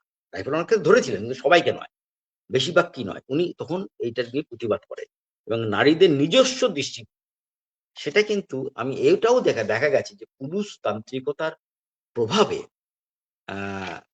নারীদের একটুখানি মানে বিশেষত গেরিলা কাজকর্মের ক্ষেত্রে তাদের দাবি রাখা হয়েছিল আর কি। এটার বোধহয় খানিকটা আমার যা মনে হয় বোধহয় ওই ইউরোপীয় চিন্তা, তার সঙ্গে আমাদের এখানকার হিন্দু যে ব্রাহ্মণ্য সংস্কৃতির যে বাধা, সেগুলো বোধহয় খানিকটা লেগেছে আর কি।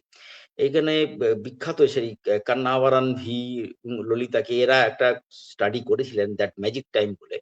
তাদের দেখেছে যে সেভাবে নারীদের সেভাবে আমরা দেখিনি, অনেকের স্বপ্নও ভঙ্গ হয়েছে এবং দেখা গেছে যে কমিউনিস্ট পার্টির আদর্শ প্রয়োগ করতে গিয়ে অনেক ক্ষেত্রে আমি একটা শুধু বলি যে ধরুন ললিতা বলে একটি ভদ্র মহিলা ছিলেন, তিনি গিয়েছিলেন বিপ্লব করতে এবং ললিতার স্বামী তেলেঙ্গানা আন্দোলনে জড়িয়ে পড়ে হাজতবাস করেন। ললিতা পরে তার শূন্যস্থান পূরণ করেন, তিনিও আন্দোলনে জড়িয়ে পড়েন। ললিতা যখন আন্দোলনে জড়িয়ে পড়েন তখন তিনি সন্তান ছিলেন, উপায়ন্ত না দেখে তিনি তো সন্তানের জন্ম দিতে বাপের বাড়ি চলে আসেন। সেখানে তার শুদ্ধিকরণ চলে। জাতিতে ব্রাহ্মণ হওয়া সত্ত্বেও তারা ব্রাহ্মণ ছিলেন, তিনি ভিন্ন জাতের মানুষের সঙ্গে একসঙ্গে আহার করেছেন, এতে তিনি জাতিভ্রষ্ট হয়েছেন। এই অপরাধে চিন্তা করে দেখুন তার আলজিহ্বা জ্বলন্ত সোনার তার দিয়ে পুড়িয়ে দেওয়া হয়। আমি বলছি ললিতা কিন্তু এটা মেনে নিয়েছিলেন, এটি মেনে নিতে বাধ্য হন। আহ উম, পরবর্তীকালে ললিতার যখন ইন্টারভিউ নেওয়া হয় তিনি বলেন তার আলজি পোড়ানোর ব্যথা হয়তো ভুলে গেছিলেন, কিন্তু এই যে অবমাননা, এই প্রথার বিরুদ্ধে রুখে দাঁড়ানোর যে অক্ষমতা, সেটা কিন্তু বারংবার উনি বলেছেন। এবং এরকম বহু আমি আহ, আহ, ছোট ছোট আরো এরকম মানে ছোট হলেও এগুলোর কতটা ইম্প্যাক্ট আমি বলছি যে স্বপ্ন অনেক সময় ভঙ্গ হয়ে যাচ্ছে। এবং এই যে গেরিলা স্কোয়াডে মহিলা নেওয়া কেন হবে না, এইসব নিয়েও আমরা দেখেছি তাদের একটা দৃষ্টিভঙ্গি ছিল। আসলে ওই আমাদের একটা শঙ্করাচার্যের ধর্ম ছিল না যে নারী নরকের দ্বার, হ্যাঁ, এরকম একটা চিন্তাধারা ওই মহান আন্দোলনে কিন্তু অল্প বিস্তর ছিল না বললে কিন্তু ভুল হবে। কিন্তু নারীরা তার বিরুদ্ধেও অনেকে রুখে দাঁড়িয়েছেন, বলেছেন, এবং কমিউনিস্ট পার্টির নেতৃত্বের বিরুদ্ধেও তাদের রুখে রুখে দাঁড়িয়েছে।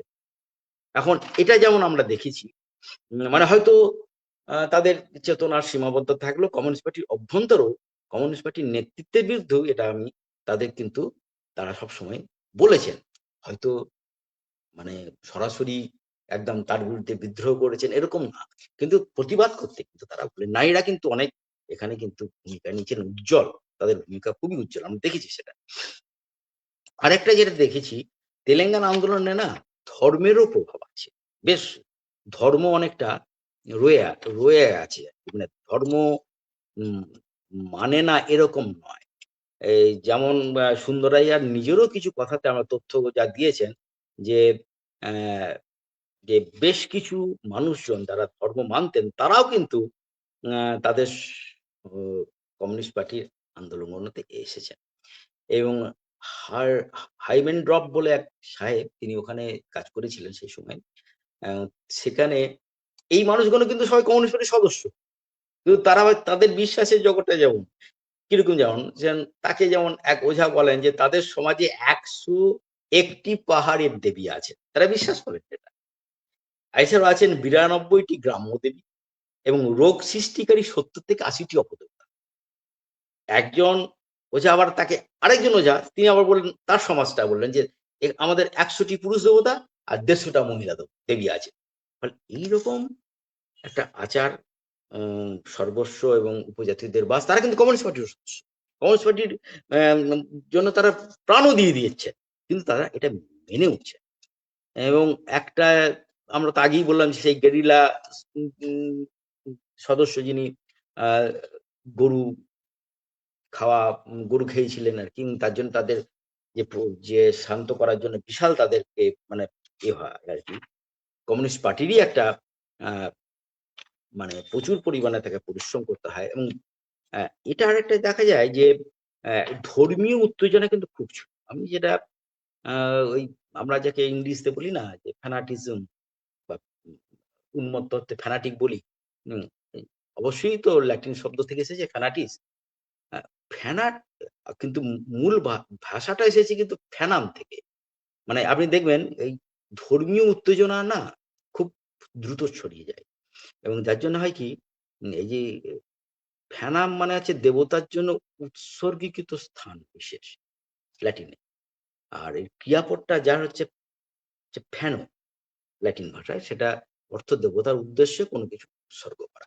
তাই আমরা এগুলো দেখেছি। ফলে ওই ধর্মীয় উন্মত্ততা যাকে আমি বলি, এটা কিন্তু যেমন সেই সময় নিজাম চাপিয়ে দিয়েছিলেন, এরকম এদের মধ্যেও হিন্দু সমাজের মধ্যে বিশেষত আর্য সমাজ এটার বিরুদ্ধে খুব সক্রিয় ওঠে। আর্য সমাজ 1930 সাল থেকেই ওইখানে ওই যেহেতু নিজাম ছিলেন, নিজামের বিরুদ্ধে কিছু বলতে হবে, সেই জন্য তারাও খুব সক্রিয় ওঠেন। এবং শুধু তাই নয়, এটা এমনই হয় যে ওসমানিয়া ইউনিভার্সিটি ছিল ওখানে বিশ্ববিদ্যালয়, সেটা ওই জাতীয় হায়দ্রাবাদের একটা জাতীয় সঙ্গীত হতো, সেটাতে নিজামের স্তুতিতেই সব ভরপুর ছিল। পরবর্তীকালে বন্দে মাতরম যে সঙ্গীত, যেহেতু কংগ্রেসের একটা ধারা তো ছিলই, তারা ওখানে চালু করার চেষ্টা করে, এবং সেইটা কিন্তু বন্দে মাতরম সঙ্গীত নিষিদ্ধই ছিল। এবং এইটা গাইতে চাওয়ার জন্য হিন্দু ছাত্ররাও বিরোধী হয়ে ওঠে, বেশিরভাগ হিন্দু ছাত্ররাই বিরোধী হয়ে ওঠে, এবং তাদেরকে অনেককে মানে সমস্ত ছাত্রদের প্রায় বহিষ্কারও করা হয়। এবং সংখ্যাটা একটা দুটো নয়, প্রায় 800-র উপর, তৎকালীন ইউনিভার্সিটিতে 800-র উপর ছাত্রকে বহিষ্কার করা হয় ওষুধ বন্দের মাতরম গাওয়ার জন্য। এবং পরবর্তীকালে মুসলিম সংগঠন একটা এরকম গড়ে ওঠে ইত্তেহাদ বলে, যারা যেটা প্রদীপ বলতে চাইছিলেন, ইত্তেহাদও একটা সেই সময় খুব বেশি পরিমাণে সক্রিয় হয়ে যায়।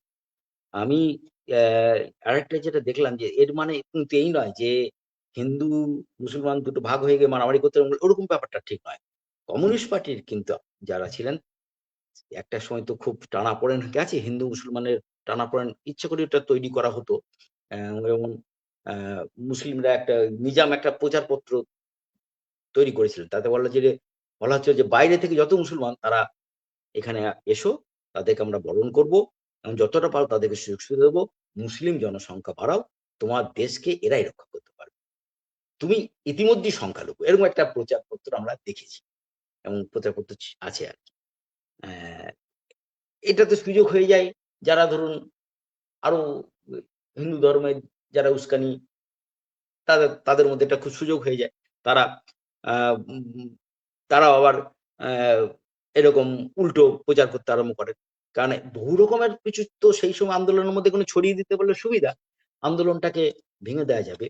এটা কিন্তু কমিউনিস্ট পার্টি কিন্তু খুব দৃঢ়ভাবে করে। কারণ ওই আমি আগেই বললাম যে মখদুম মঈনুদ্দিন, রবিনারায়ণ রেড্ডি, বাদামেল্লা রেড্ডি এরা কিন্তু হিন্দু মুসলমান সম্প্রীতির জন্য বোধহয় 11ই অক্টোবর বেজওয়াতা থেকে 1947 সালে তারা একটা বুঝলেন যে হায়দ্রাবাদের মানুষজন মুসলিমদের বিরুদ্ধে লড়াই করছেন না, কমিউনিস্ট জানে এটা একদম দৃঢ়ভাবে।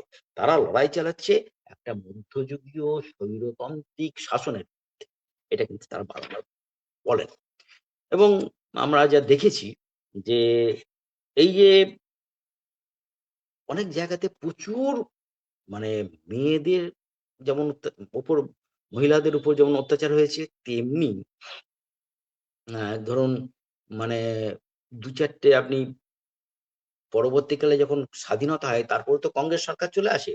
কংগ্রেস সরকারও কিন্তু ঠিক একই রকম ভাবে একটু তখন দ্বিধাগ্রস্ত হয়ে যায় কমিউনিস্ট পার্টি কি করবে না করবে, কিন্তু তারাও একই রকম ভাবে অত্যাচারটা চালাতে এবং অত্যাচার কোনো মারাত্মক ধরুন হুজুরনগর তালুক কোন্ডাপুরম গ্রাম, পুলিশ রেড করে গ্রামটিকে। আসন্ন প্রসবা ছিলেন রুকাম্মা, তাকে মাটিতে ছুঁড়ে ফেলে দিয়ে তাকে পা দিয়ে মারিয়ে দেয়। পুলিশ গোটা গ্রামটাকে জ্বালিয়ে দেয়, যৌতুকগৃহে পরিণত করে এবং সঙ্গে সঙ্গে 3 জনকে মেরে ফেলে। এবং এরকম বহু ধরুন আহ একটা সময় দেখা যাচ্ছে যে কয়েক ডজন রাজাকারকে এক জায়গায় দেখা যাচ্ছে যে প্রায় কমিউনিস্ট পার্টিও কিছু অ্যাকশনে নেয় এবং প্রায় কয়েক ডজন রাজাকারকে কমিউনিস্টরা হত্যা করলে নালগোন্ডার তালুকদার ছিলেন মোয়াজ্জেম হোসেন, তিনিও 20 জন হিন্দুকে হত্যা করেন। মনে রাখতে হবে পদ্মজা নাইডু, সরোজিনী নাইডু কন্যা, তিনিও এই তীব্র প্রতিবাদ জানান এবং সরকারিভাবে এটাকে একটা উনি বলেন আর কি যে এটার প্রতিবাদ হওয়া দরকার, এটা এটা কখনো আমার এই স্টেটে না হয় উচিত। আসলে সেই সময় ওই নিজাম যিনি, আমি যে নিজামের কথা বলছি তিনি হচ্ছে 7ম নিজাম। ওই 7ম নিজাম নিজেকে বলতেন জিল উল আল্লাহ, অর্থাৎ ঈশ্বরের ছায়া। উনি নিজেকে বলতেন ঈশ্বর এবং ঈশ্বরের ছায়া বলতেন আর কি বলে, এবং এইভাবেই উনি নিজেকে রাখতেন। তো ফলে আমরা দেখেছি যে বহু এবং কমিউনিস্ট পার্টি শুধু আরেকটা যেটা বহু ক্ষেত্রেই যেমন এরকম একটা বক্তব্য আছে, আবার কমিউনিস্ট পার্টি আরেকটা কাজও করে, সেটা হচ্ছে বহু জায়গাতে হিন্দু সম্প্রদায়ের মধ্যে যারা হরিজন সম্প্রদায় ছিলেন তাদেরকে মন্দিরে ঢুকতে দেওয়া হতো না। যেমন ইয়াদগিরি পাহাড় আছে, লক্ষ্মীনারায়ণ মন্দির, সেখানে বহু ধর্মপ্রাণ মানুষ যেতেন পুজো, কিন্তু হরিজনদের প্রবেশাধিকার ছিল না। এর বিরুদ্ধে অন্ধ মহাসভা তাদের আন্দোলন করেন এবং শুধু তাই নয়, প্রায় 400-র মতো হরিজন সম্প্রদায়ের মানুষকে তাদের মন্দিরে প্রবেশাধিকার দেওয়ার জন্য বাধ্য করেন এবং তারা পুজো করবে। আমি বলছি অন্ধ্র মহাসভা, যিনি কমিউনিস্ট পার্টির ওই অঞ্চলের কমিউনিস্ট পার্টির যারা তৈরি করেছিলেন, অন্ধ্র মহাসভা হচ্ছে কমিউনিস্ট পার্টির আঁতুড়ঘর বলতে পারা যায়। তারাও কিন্তু ওই আন্দোলনকে, যে তারা সে তো বলতে পারতো যে আমি না এটা করব, কিন্তু তারাও কিন্তু ওই যে হরিজনদের ওই মন্দিরে প্রবেশাধিকার দিতে হবে, এটাও কিন্তু তারাও সংগঠিত করে। আমি এইটা বলতে চাইছি যে যে দেখুন কমিউনিস্ট পার্টি কিন্তু সেই সময় কিন্তু এই জাতীয় আন্দোলনকেও কিন্তু সমর্থন করেছে। এটা যে করেনি সেরকম না, বলে দিতে পারতো যে আমি বাবা ওসব করবো, কারণ ধর্মটার মধ্যে থাকবো না, তারাও কিন্তু এর মধ্যে ছিলেন না। আমরা আরেকটা বিষয় যেটা আমরা খুব বেশি করে আমার মনে হয়েছে, সেটা হচ্ছে ধরুন এই সমস্ত ভাষার আন্দোলন, জাতিগত আন্দোলন, আমরা তো এটা দেখলাম। এইগুলো সংস্কৃতির আন্দোলন, ধর্মের আন্দোলন বা নারীর আন্দোলন আমরা যে কোনো দেখেছি, এগুলোর একটা না মধ্যে আমি নিজে শুধু যে কমিউনিস্ট পার্টি একদম প্রথাগতভাবে যেভাবে বিপ্লব হয় বা যেভাবে বিপ্লব করে তা কিন্তু বোধহয় সেরকম নয়। এরা সবাই তাদের জাতিগত ঐতিহ্যকে মানতেন, নারীরা তাদের নারীগত জিনিস শক্তিকে মানতেন, নারী শক্তিকে। আবার ধরুন ভাষার আধিপত্যও ছিল, আমি তো বলেছি সেগুলো। ধর্মও মানতেন প্রত্যেকে, সংস্কৃতিও বিভিন্ন ক্ষেত্রে ছিলেন। আসলে একটা একটা আমার যেটা মনে হয় তেলেঙ্গানা আসলে একটা শেষ পর্যন্ত একটা যে আমরা যে আজকে যে নয়া সামাজিক আন্দোলন নিউ যে সোশ্যাল মুভমেন্টের, আমার মনে হয় ওটা একটা তারই বোধহয় আঁতুড়ঘর বা জন্মলগ্নের ইতিহাস। আজকে যে নারীদের নিয়ে এত আন্দোলন হচ্ছে, ভাষার আন্দোলন হচ্ছে, ভাষা আন্দোলনের ফলে তো তেলেঙ্গানা স্টেটই তৈরি হয়ে গেল। এই যে হচ্ছে ওইগুলো কিন্তু তার আঁতুড়ঘর, এবং এগুলোর জন্য অন্ধ্র মহাসভা কমিউনিস্ট পার্টি অত্যন্ত সক্রিয় এবং তারা সেটা করেছে।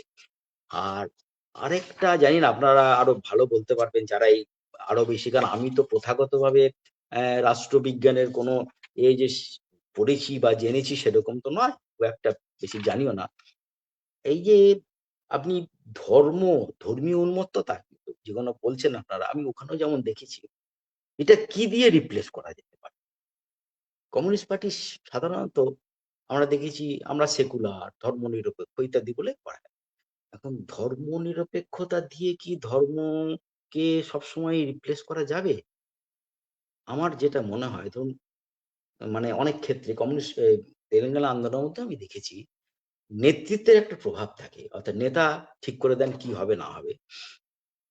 এবং দেখা গেছে যে যে কমিউনিস্ট পার্টি এই যে ধর্মনিরপেক্ষ শব্দ দিয়ে বা মানে যদি আমি ধর্মীয় বা উত্তেজনা বা ধর্মকে যদি আমি অসুখ মনে করি, ওষুধ কি ধর্মনিরপেক্ষতা?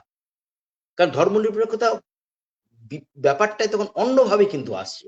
ধরুন পার্টির নেতা বা অন্য বিপক্ষ, আমার বিপক্ষ, অর্থাৎ নেতা তখন নিজেই সেই ধর্মের ভূমিকা পালন করছে। তাকে বলতে দেয়া হবে না, তাকে তার কোন কাজ করতে দেয়া হবে না, তাকে তার বক্তব্য রাখতে দেয়া হবে না। এক্ষেত্রে তেলেঙ্গানা আন্দোলনে তো এই জিনিস আছে, কিন্তু অনেক পরবর্তীকালে এই যে কমিউনিস্ট পার্টির পরপর বিভাজন মনে হয়, তার বীজ কিন্তু এর মতো লুকিয়ে আছে, আর আমরা দেখেছি সেটা। ফলে ধর্ম নিরপেক্ষতাকে যদি ওষুধ বলি, আদৌ কি সেটা কি ওষুধ? না এখন অসুখ এবং ওষুধ দুটোকেই একসঙ্গে বিসর্জন দেওয়া উচিত, দিয়ে নতুন কোনো ভাবনা চিন্তা ভাবনা আপনারা রাষ্ট্রবিজ্ঞান চর্চা কেন্দ্রের এগুলো করেন, আমার মনে হয় এই বিষয়ে আলোচনা যদি আপনারা করেন, আমার মনে হয় আরেকটু বোধহয় ভালো হবে। এবং আর একটা শেষের কথা বলে, এই যে মানুষের প্রতিবাদগুলো কিন্তু অনেক ক্ষেত্রে স্বতঃস্ফূর্ত হয়ে যায়। সবসময় যে কমিউনিস্ট পার্টি করতে পেরেছে এরকম নয়, কমিউনিস্ট পার্টি অন্তত অর্গানাইজ করেনি, কিন্তু অনেক ক্ষেত্রে প্রতিবাদ তৈরি হয়ে গেছে। সে নারীরাও করেছে, ভাষা নিয়ে যারা কাজ করেছেন তারা করেছেন, থিয়েটার নিয়ে যারা কাজ করেছেন তারা করেছেন, নাটক নিয়ে যারা কাজ করেছেন তারা করেছেন, গান লিখেছেন। সবসময় কি নির্দেশ দিয়ে করেছে তা তো নয়, আপনা থেকেই হয়েছে। আমি এই জন্য বলছি যে আজকে তেলেঙ্গানা আন্দোলন অত্যন্ত গুরুত্বপূর্ণ, যদিও আমাদের এখানে বাংলাতে বই কিছু নেই। আর যেটা উনি আমাদের প্রদীপদা বললেন যে কাফি খার বই, ওটা সুপ্রকাশ রায় কি তেলেঙ্গানা, অত্যন্ত চটি বই, তাতে কিছুই নেই। আর আর ওদের এনবিএ থেকে ওদের তেলেঙ্গানার উপরে বই হচ্ছে সুন্দরাইয়ার যে বইটা, সে বইটা অনুবাদ করেছিলেন, সেই বইটার বাংলা অনুবাদে অনেক মানে অসংগীত হয়েছে। আমাকেও খুব কষ্ট করে অরিজিনাল 1972 সালের প্রথম সংস্করণটিকে আমাকে জোগাড় করতে হয়েছিল। এটা খুব আমাকে যিনি দিয়েছিলেন দিলীপ চট্টোপাধ্যায়, তিনি তার কাছে আমি খুব কৃতজ্ঞ। আর প্রদীপদার না থাকলেও তো এটা হতোই না, সে তো এটাই। আমি এইটুকু বলি। আজকে মনে হয় 7টা 15 আমাকে প্রদীপদা বলেছিলেন 7টায় শেষ করতে হবে, সেই জন্য আমি এই বলি আমার বক্তব্য কথা এগুলো শেষ করুন। আপনাদেরকে অত্যন্ত ধন্যবাদ যে আমাকে সুযোগ দিয়েছেন।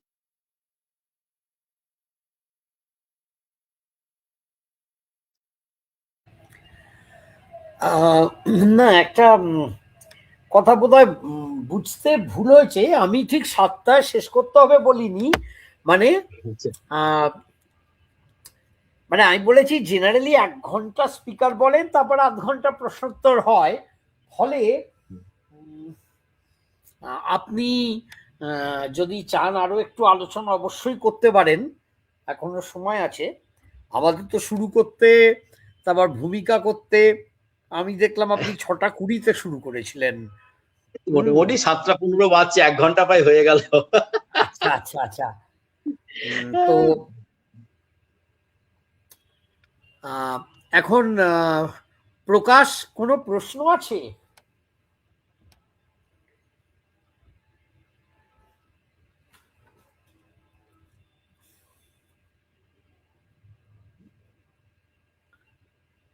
প্রকাশ?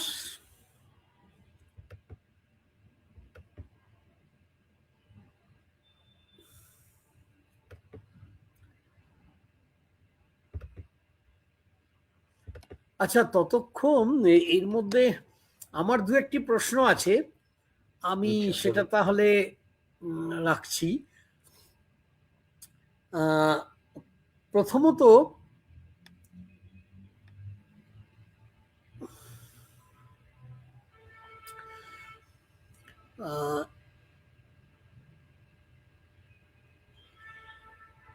এই যে ভারতে এর আগেও তো অনেক বড় বড় কৃষক বিদ্রোহ ঘটেছে। আমরা জানি ওই মোপলা বিদ্রোহ দক্ষিণ ভারতে, চুয়ার বিদ্রোহ, কোল বিদ্রোহ, ভিল বিদ্রোহ, সাঁওতাল বিদ্রোহ, মানে ওই বিরসা মুন্ডা বা সিধো কানু, ভৈরব, অনেকে নেতৃত্বে। এখন এই আন্দোলনগুলোতে উপজাতি আদিবাসী মানুষদের একটা বিরাট অংশগ্রহণ ছিল, মূলত তাদেরই, এবং ব্রিটিশ উপনিবেশবাদের বিরুদ্ধে ছিল, আবার সামন্ততন্ত্রের বিরুদ্ধেও ছিল, হ্যাঁ, জোরদার জমিদারদের অত্যাচারের বিরুদ্ধেও ছিল। তো এই যে এবং এখানে একটা বিরাট অংশ কৃষক ছিলেন তারা। তো এই আন্দোলনগুলো, এই বিদ্রোহগুলোর সঙ্গে তেলেঙ্গানার ঠিক তফাৎটা কি কিছু আলোচনা করা যায়? এটা আমার প্রথম প্রশ্ন। পরে আমি পরের প্রশ্নটা রাখছি, আগে এটা একটু আলোচনা হলে ভালো হয়। না, আপনি যে আন্দোলনগুলোর কথা বললেন, যে কৃষক বিদ্রোহ কোনো কথা বললেন, সেগুলো বেশিরভাগই ক্ষেত্রে আমি যেটুকু যা জানি, আমি সেটুকু হচ্ছে যে ওই বেশিরভাগই সব ব্রিটিশ পিরিয়ডেই যেটুকু যা হয়েছে, এবং সেক্ষেত্রে অনেকে অনেক রকম, ওই আমি একটা বইয়েতেও বোধহয় ছিলাম যে ওরা বেশিরভাগই কিন্তু ধর্মীয় চেতনা অত্যন্ত বেশি ছিল। ওই যেমন সিধু কানুর ক্ষেত্রে আমরা জানি যে বন্দুকের টোটা গলে জল হয়ে যাবে, এরকম একটা ব্যাপারটা ছিল। এইখানে কিন্তু এখানে ধর্ম মেনেছে, এখানেও ধর্মীয় আছে, এখানেও কৃষকরাই আন্দোলন করেছে অনেক ক্ষেত্রে। আহ, কিন্তু এখানে কিন্তু যারা আন্দোলনটা তৈরি করছেন সেটা কিন্তু কমিউনিস্ট পার্টিরই লোকজন, বিশেষত যারা সেই সময়ে ইউরোপীয় দর্শনের উপর একটু আলোকপাত হয়েছে, মানে একটু আলোকপ্রাপ্ত হয়েছেন ওই অঞ্চলের, তারাই কিন্তু করছেন এটা। এখানে ঠিক ওই বিরসা মুন্ডা বা মোগলা বিদ্রোহ বা হাজং এর বিদ্রোহ এই জাতীয় কিন্তু নয়। কিন্তু এখানে আমার যেটুকু যা পার্থক্য আমার নিজের মনে হয়েছে, যেহেতু আন্দোলনটা কমিউনিস্ট পার্টি গড়ে তোলে তার মতো করে সেই সময়ে এবং গড়ে তুলতে চায়, কিন্তু এখানেও কৃষকদের অত্যাচার তো মানে সে তো বলেইছি আমি, কিন্তু একটু পার্থক্য বোধহয় রয়ে গেছে। যে ওখানে কিন্তু কৃষকদের একটা অন্যরকম হবে, সেখানে তো আর কমিউনিস্ট পার্টির কোনো ভূমিকা ছিল না, এখানে কিন্তু কমিউনিস্টের ভূমিকা ছিল।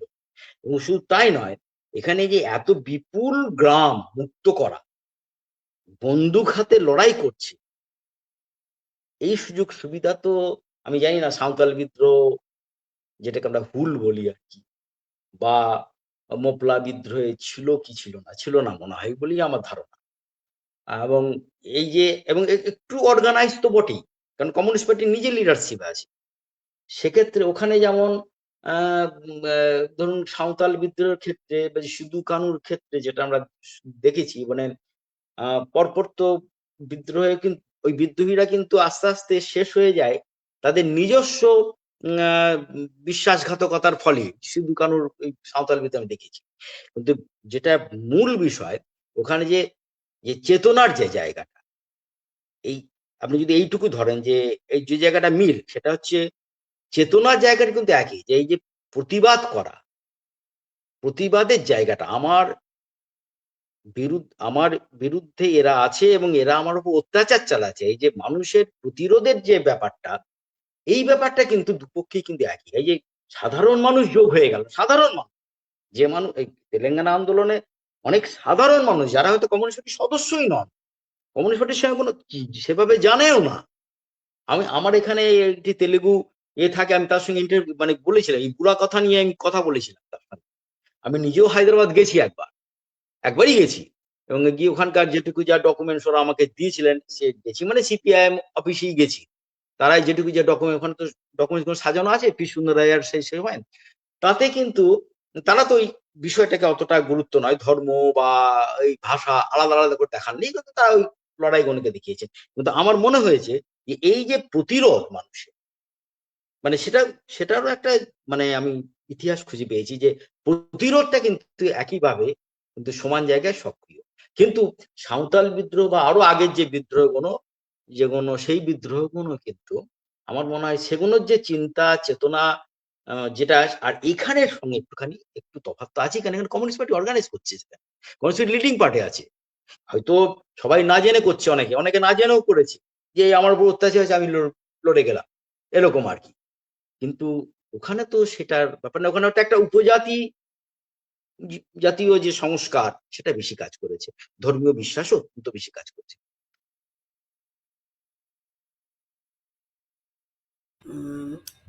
আর এই প্রসঙ্গে একটা কথা আসে যে তেলেঙ্গানা ঘটলো 1946 থেকে 1951। আচ্ছা, আমরা জানি যে তেভাগা এটাও আরেকটা অত্যন্ত গুরুত্বপূর্ণ কৃষক আন্দোলন, যেখানে কমিউনিস্ট পার্টির একটা ভীষণ রকমের নেতৃত্বদায়ী ভূমিকা ছিল। তো তেভাগা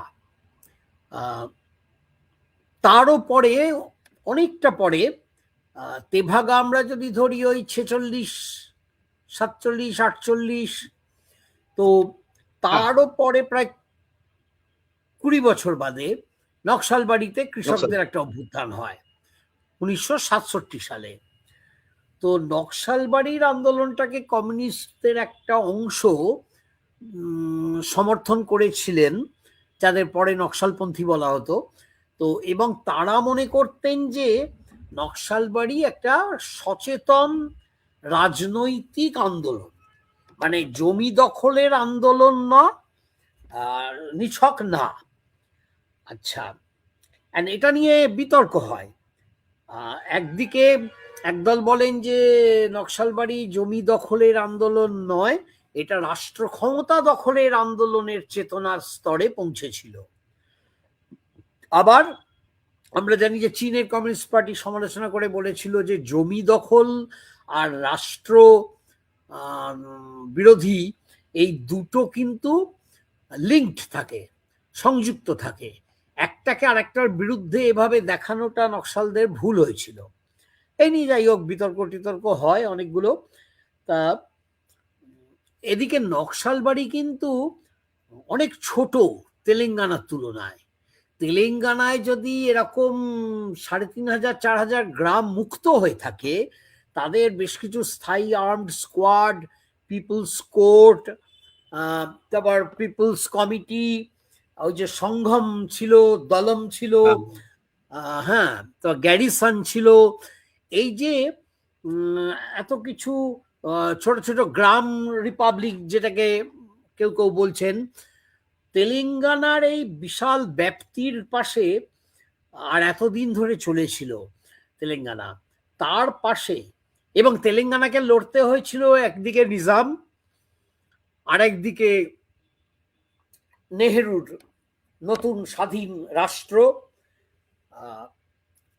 ওই সামরিক শাসন, আমরা জানি বোধহয় মাস 6 সামরিক শাসন চলেছিল, যেটা বাঙালি জেনারেল জয়ন্ত চৌধুরী তার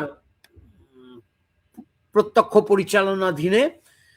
তো এখানে ভারতীয় সৈন্যের বিরুদ্ধেও লড়তে হয়েছিল তেলেঙ্গানাকে, কিন্তু এটা দীর্ঘকাল চলেছিল।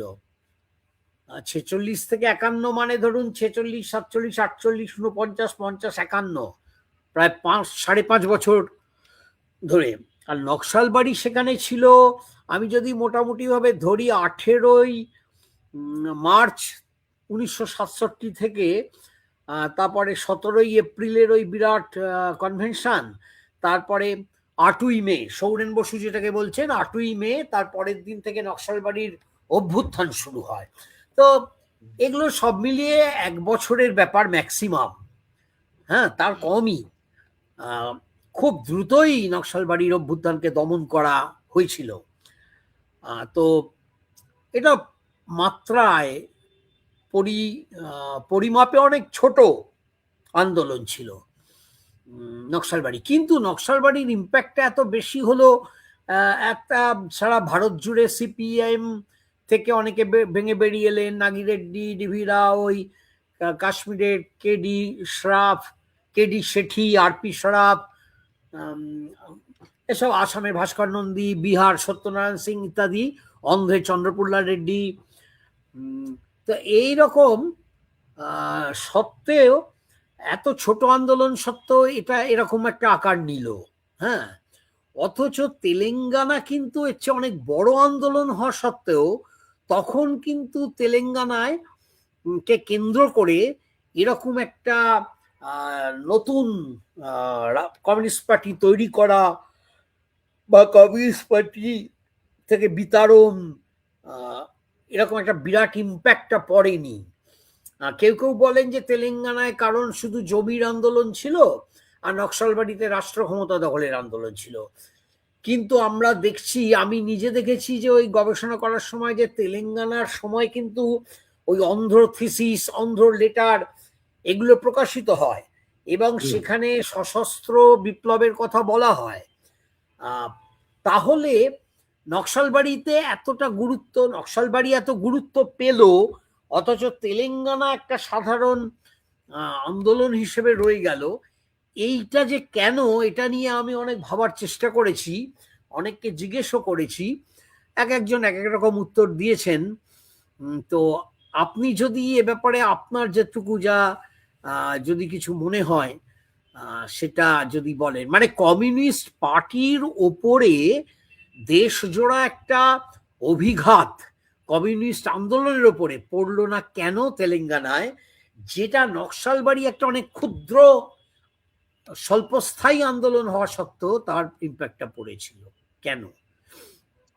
না, আমার যেটা মনে হয়, এই যে ধরুন তেলেঙ্গানা আন্দোলন নিয়ে না, তেলেঙ্গানা আন্দোলনটা ধরুন সারা ভারত জুড়ে ছড়িয়ে পড়তে পারলো না কেন, এটা আমি প্রথম প্রশ্ন করেছিলাম। আমি নিজেই ব্যক্তিগতভাবে, তখন সুনীতিবাবু বেঁচে ছিলেন, সুনীতি কুমার ঘোষ, তাকেই বলি। তা আমি ওনার বাড়িতে গিয়েই বলি, অনেক আমার সঙ্গে তার যোগাযোগ ছিল, আপনি তো জানেন খানিকটা। তা আমি তার বাড়িতে গিয়ে বলি যে আপনারা, উনি তেভাগাতে ছিলেন তখন, বাংলাদেশে ছিলেন, তেভাগাতে ছিলেন, তেভাগা থেকে উনি বাংলাদেশ থেকে বিতাড়িত হন, জাস্ট তাড়িয়ে দেয় বাংলাদেশ থেকে এই তেভাগ আন্দোলনে যুক্ত থাকার জন্য। যাই হোক, তা ওনাকে জিজ্ঞেস করেন, তা উনি যেটা আমাকে বললেন, আমি জানি না, এটা ওনার মতামতটা একটু বলি, তারপর আমি আমারটা বলবো। উনি বললেন, দেখো পার্থ, আমরা যদি কমিউনিস্ট আন্দোলন ধরি আর কি, সব থেকে বেশি ইম্প্যাক্ট যেটা হয় আর কি, ওনার মতে সেটা হচ্ছে 1941 সাল আর 1942 সাল, এই দুটো সাল ছিল যদিও ফরমেটিভ ইয়ার্স, মানে চলছে আর কি, কমিউনিস্ট পার্টি তো হয়ে গেছে, কিন্তু এই দুটো সালে কমিউনিস্ট পার্টির প্রভাব ছিল অসম্ভব বেশি।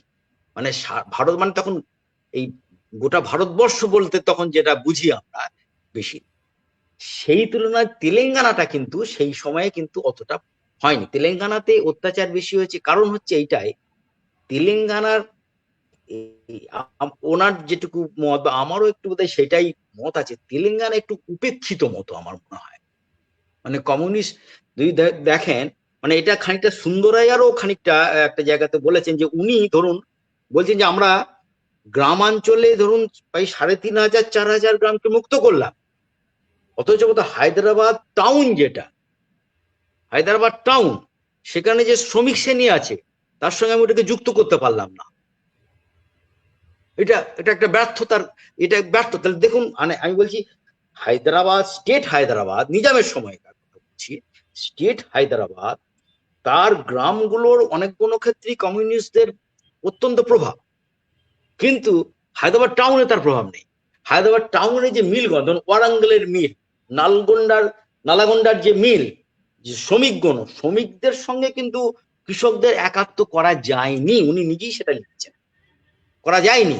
করা গেলে কি ফল হতো আলাদা কথা। আচ্ছা, দ্বিতীয় কথা হচ্ছে এইটা একটা ট্রানজিশনও হলো, মানে তেলেঙ্গানার, আমি জানি না হয়তো ভাষার কোনো কারণ থাকতে কিনা জানি না, যেহেতু এখানে সবটাই তেলেগু ভাষার উপরে, এবং দ্রাবিড়, মানে আমরা কি বলি, আমরা একটু সেই ভাগ করি না, মানে দক্ষিণ ভারত, উত্তর ভারত ইত্যাদি এরকম আর কি। মানে কমিউনিস্ট পার্টি সে তো পরিচালিত হচ্ছে তার সেন্টার থেকে, এবং এই যে এইখানে এরা সবাই গেছেন, কিন্তু তো সেই সময় যারা নেতা, নামবুদ্দিরবাদ, বাসুপ্রণা তো ছিলেন এই যে আন্দোলনের মধ্যেই, সুন্দরায় ছিলেন, কিন্তু একটু বোধহয় বিচ্ছিন্ন মতো হয়ে গিয়েছিল। মানে যেহেতু সশস্ত্র সংগ্রাম, এবং এবং শুধু তাই নয়, আমার মনে হয় আন্ডারগ্রাউন্ডের সংখ্যাও বেশি ছিল আর কি সেই সময়।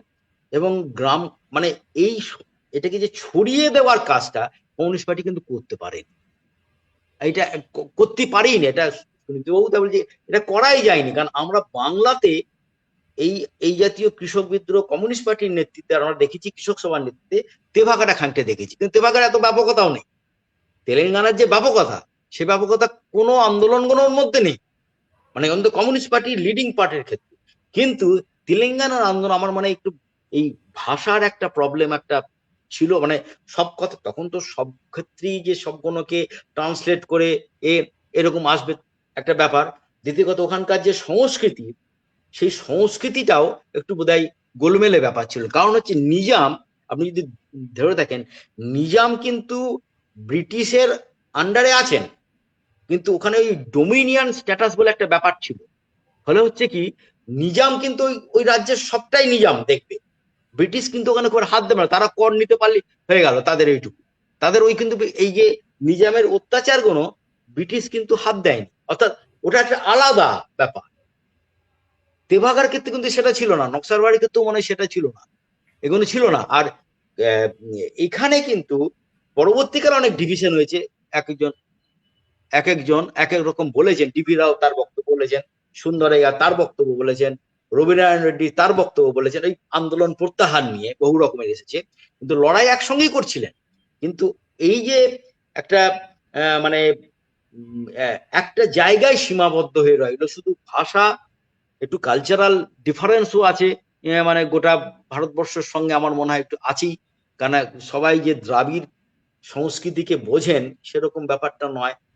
আর কমিউনিস্ট পার্টি কিন্তু আমার যেটা মনে হয়, সেই সময় যদি দেখেন, সেই সময় যারা মেম্বার ছিলেন, আমি একটা পড়েছিলি, তাদের মধ্যে কিন্তু একমাত্র সুন্দরাইয়াই ওই কমিউনিস্ট পার্টির প্রতিনিধি হিসেবে ওইখানে ছিলেন। মানে সেন্ট্রাল কমিটি যে যে তৈরি হয়েছে, এই সেন্ট্রাল কমিটির যে ব্যাপার ছিল, ফলে আপনি সেটা কিন্তু তেভাগার ক্ষেত্রে কিন্তু নয়। তেভাগাতে আপনি দেখুন বাংলা থেকে কতজন তখন সেন্ট্রাল কমিটিতে আছে, তাহলে তো বলবে।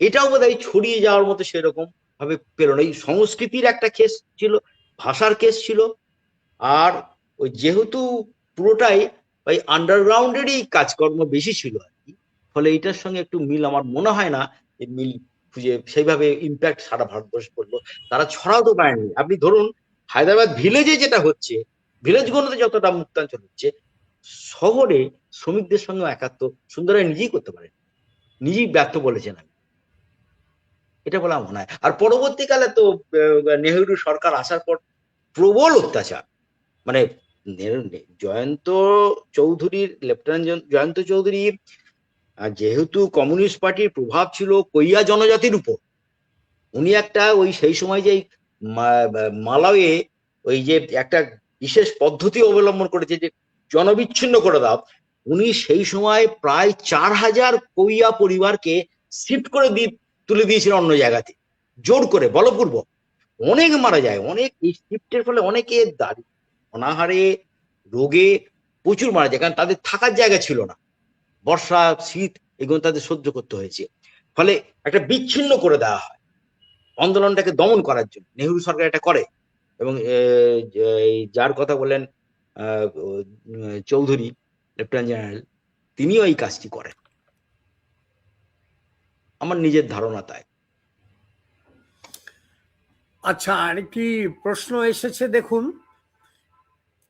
প্রকাশ চক্রবর্তী করেছেন, 1951 সালের পর তেলেঙ্গানা আন্দোলন কেমন ছিল? 51 সালের পর, 51 সালের পর তো তেলেঙ্গানা আন্দোলন আর কিছু ছিল না তো। তেলেঙ্গানা আন্দোলন আমার যতদূর যা মনে পড়ছে, আমি একটু দেখে নিই, আমি তাহলে আমি টাইমটা মানে বলতে পারবো। কমিউনিস্টদের আন্দোলনটা প্রত্যাহার করে নেওয়া হয়, এবং সেটা প্রত্যাহার করা হয় ওই আপনার 1951 সালেই প্রত্যাহার করা হয়। এবং উনি আমার যা মনে হচ্ছে ও তারপরে আর ওই কোনো আন্দোলনই সেইভাবে নেই, কিন্তু কমিউনিস্ট পার্টির ওখানে প্রভাব ছিল। কেননা ওই যার জন্যে রবি নারায়ণ রেড্ডি যখন প্রথম যে ভোট হয় আমাদের এখানে, তখন কিন্তু অন্ধ্রে বেশ কিছু সিট কমিউনিস্টরা পায়। এবং আমি এখানে যেটা পেলাম, এই মহান আন্দোলনের পরিসমাপ্তি ঘটে 21শে অক্টোবর 1951 সালে। এটা সুন্দরাইয়ের নিজস্ব বক্তব্য। এবং শুধু তাই নয়, সিপিআই এর সেন্ট্রাল কমিটি তারা নেহেরুকে আশ্বাস দেন, এটা মোহিত সেনের ডকুমেন্টস থেকে আমি বলছি, যে আমরা আর এটা চালাবো না। নেহরু সরকারকে উচ্ছেদ করার জন্য, এবং এও বলা হয়, স্বীকারোক্তি পায়, নেহরু সরকারকে উচ্ছেদ করার জন্য এটা শুরুও হয়নি, এই উদ্দেশ্যে তা চালিয়ে যাওয়া হয়নি, শুধুমাত্র আপনি ভাষাটা দেখুন, সামন্ততান্ত্রিক নিপীড়ন থেকে অব্যাহতির জন্য এই আন্দোলন চালানো হয়েছে। সামন্ততান্ত্রিক নিপীড়ন তো তখন তো নিজাম নেই, আর কি করে সামন্ততান্ত্রিক আন্দোলন চলবে? কিন্তু নেহরু সরকার তার অত্যাচার চালিয়ে গেছে, তার বিরুদ্ধে কমিউনিস্টরা রুখেও দাঁড়িয়েছে। কিন্তু যখন এটা পরিসমাপ্ত ঘটে, সিপিআই এর কেন্দ্রীয় কমিটি আশ্বাস দেয় নেহরুকে যে এইটা আর কি। পরে অন্ধ্রপ্রদেশ কমিটি এবং কেন্দ্রীয় কমিটির তরফে কে গোপালন কমিউনিস্ট বিপ্লবীদের একতরফা ভাবে অস্ত্র সংগ্রহ করতে উপদেশ দেন। তিনি বলেন, তেলেঙ্গানার কৃষকরা এবং সংগ্রামরত পার্টি কর্মীরা যেন এইসব লড়াই বন্ধ করে আসন্ন সাধারণ নির্বাচনে জনগণকে এমন সক্রিয়ভাবে সমাবেশিত করে যাতে নির্বাচনে কংগ্রেস দল ধুয়ে মুছে যায়। তিনি আরো বলেন যে কমিউনিস্ট পার্টি বারবার জোর দিয়ে বলেছে যে তেলেঙ্গানার প্রশ্ন ছিল কিন্তু জমির প্রশ্ন, মানে এইটা কিন্তু রাষ্ট্র ক্ষমতা দখলের প্রশ্নই ছিল না। যার জন্য ওই যে আপনি যেটা বলছেন যে নকশালবাড়ির ইম্প্যাক্টটা এইটা, ওরা কিন্তু এখানে স্বীকার করছেন গোপালন যে এটা ছিল জমির প্রশ্ন, জমির উপর। তাই সেই জন্যে, এবং অনেকে অবশ্য মানে অনেকেই প্রশ্ন করলেন যে রাষ্ট্র ক্ষমতা হাতে না পেলে কৃষকদের সুবিপুল অংশ ভূমিহীন কৃষকরা কি করে পাবে, এই প্রশ্ন সেই সময় উঠেছে। এবং এই প্রশ্নের উত্তরও কমিউনিস্ট পার্টি আর দিতে পারেননি, অন্তত সেন্ট্রাল কমিটি দিতে পারেন, যে আমি যদি রাষ্ট্র ক্ষমতা না পাই তাহলে আমি কি কৃষকদের জমি হাত দিতে পারবো? ছিনিয়ে নিয়ে কতদিন রাখা যাবে? রাখা তো গেল না, জমিগুলো তো আস্তে আস্তে ওরা জমিদাররা নিয়ে নিল। এবং এবং যেটা হয়, ধরুন আমি যেটুকু দেখেছি যে প্রায় বাজেয়াপ্ত করে নিয়েছিল কৃষক বিপ্লবীরা প্রায় 36 লক্ষ বিঘা, যা বিলি করে দেওয়া হয় গরিব ক্ষেত মজুরদের মধ্যে। এবং মুক্ত অঞ্চলের যে অধিবাসীর সংখ্যা তারাও তো কম ছিল না, প্রায় 50 লক্ষ, এবং তারপরেও শেষ রক্ষা হয়নি। এই যে আমার যেটা মনে হয়, এই যে তৃণমূল স্তরের দেশজ মাটির কাছাকাছি থেকে বিচ্ছিন্ন হলে খুব একটা বেশি কি এগোনো যায় জানি না, এটা আপনারা আরো বেশি ভালো বলতে পারবেন। কেননা এই যে যে আন্দোলনটার এরকম একটা করুণ পরিণতি, খুব মানে এটা খুব মানে ব্যথাদায়ক যাকে বলা হয়, যারা আন্দোলনটা নিয়ে কাজ করবেন তাদের লাগবে যে এটা কিভাবে আস্তে আস্তে শেষ হয়ে গেল। আমার এটাই মনে হয় আর কি। আর আন্দোলন শেষের দিকে ছিল না, কমিউনিস্ট পার্টি ভোটে পেয়েছিল, রবিনারায়ণ রেড্ডি বোধহয় নেহরুর থেকেও বেশি ভোটে যেতেন, সব থেকে বেশি ভোটে যেতেন, উনি দাঁড়িয়েছিলেন ভোটে। কিন্তু আস্তে আস্তে তারপরে কমিউনিস্ট পার্টি তো ওখানে হয়ে যায়। পর থেকে আর তেলেঙ্গানা আন্দোলনের কোনো ভূমিকাই ছিল, প্রভাবও ছিল না। এবং শুধু তাই না, অনেকে কংগ্রেসে যোগদান করেন। আমি এরকম বেশ কয়েকজন যারা ওই পুরা কথা, মা ভূমি বা এইসব সংস্কৃতি যারা চালাতেন, তাদের অনেকে দেখেছি পরবর্তীকালে, দু একজনের নামও আমি করেছি ওই বইটাতে, সবটাই বলতে আমার মনেও নেই। সেটা হচ্ছে তারা অনেকে কংগ্রেস পার্টিতে যোগদান করেন পরবর্তীকালে। সেটা হয়তো ওই একটা তলে তলে যে ক্ষয়ে যাচ্ছিল কমিউনিস্ট পার্টি, তো মানে ভেতরের যে একটা বিরোধ, রবিনারায়ণ রেড্ডি, ডিভি রাও, সুন্দরাইয়া, এই সমস্তর মধ্যে তো একটা আন্ত পার্টি যে শ্রেণী সংগ্রাম, যে ওদের ভাষায় আর কি যেটা বলি আর কি, আন্ত পার্টি যে সংগ্রাম চলছিল আর কি, সেইটার ফল কিন্তু খুব করুণ হিসাবে দেখা যায় শেষে। এটা খুব খুব বেদনা। Thank you sir. আমার আরেকটা প্রশ্ন অসংখ্য আছে। ধন্যবাদ। আচ্ছা প্রকাশ আর কোনো প্রশ্ন এসছে কি? নইলে আমার না একটা স্যার, না। প্রশ্ন ছিল, তাহলে আচ্ছা আমি এই স্যার, ওকে। শেষ প্রশ্নটা করে নি। হ্যাঁ স্যার, হ্যাঁ হ্যাঁ। আচ্ছা, সেটা হচ্ছে, এটা অলরেডি কিছুটা আলোচনা এসে গেছে। আচ্ছা, আমি দুটো কথা বলি। একটা হচ্ছে, আপনার বইটার একটা কপি কি আপনার এখানে আছে? তাহলে যদি আমাদের দর্শকদের, শ্রোতাদের সামনে একবার দেখান, যে বইটা সম্প্রতি বেরিয়েছে। আচ্ছা, তেলেঙ্গানা আন্দোলন ফিরে দেখা 1946 থেকে 51, এটাই পুনশ্চ থেকে বেরিয়েছে, তাই তো? এই বোধহয় 2-3 মাস আগে। হ্যাঁ, এই ঠিক আছে। আচ্ছা, আর আমার প্রশ্নটা হলো, এখনই অবশ্যই এটা অলরেডি উঠেছে, আর প্রকাশের প্রশ্নের সঙ্গেও সেটা জড়িয়ে এসছে, তবু যদি আপনি একটু স্পেসিফিক্যালি বলেন, যেটা নিয়ে প্রচুর লোকের কিউরিওসিটি, কৌতূহল, আগ্রহ, প্রশ্ন, বিতর্ক, যে তেলেঙ্গানার ওই রকম একটা সাফল্য সাফল্যের পথে যেটা এগিয়েছিল অনেকটা, সেইখান থেকে কমিউনিস্ট পার্টি সিদ্ধান্ত নিল যে আন্দোলনটাকে প্রত্যাহার করা হবে, এবং কয়েক হাজার কৃষক যোদ্ধা, তারা অনেককে হত্যা করা হলো, অনেককে গ্রেপ্তার করা হলো, এবং কমিউনিস্ট পার্টি নির্দেশ দিল যে অস্ত্র জমা দিয়ে দিতে। এত কাণ্ড করেও কমিউনিস্ট পার্টি ঠিক এই জিনিসটা কেন করলো, এর কি একটা অনেক রকম ব্যাখ্যা অনেকেই দিয়েছেন। আপনি কি এটা সম্পর্কে দু একটা কথা একটু বলবেন? না, একটা তো ওই বললাম, ওই যে যেহেতু এদের প্রত্যেকেরই আমি বললাম না, এই ধরুন এইখানে আপনি ডিভিশন গুলো সব পরিষ্কার হয়ে যাবে। আপনি ধরুন রবিনারায়ণ রেড্ডি, তিনি বোম্বে চলে গেলেন, তার ঘাঁটি ছেড়ে বোম্বেতে গিয়ে তিনি ডিক্লেয়ার দিলেন যে তেলেঙ্গানা আন্দোলন শেষ হয়ে গেছে, আর তেলেঙ্গানা দরকার নেই, এখন নেহরু সরকার চলে এসেছে, কংগ্রেস স্বাধীন, দেশ স্বাধীন হয়ে গেছে, ব্রিটিশরা নেই, নিজাম নেই, নিজামের কিন্তু নিজাম তো তখনও পর্যন্ত কিন্তু মানে সক্রিয়, কিন্তু মানে নেই, কিন্তু নিজামের হাতে ক্ষমতা নেই।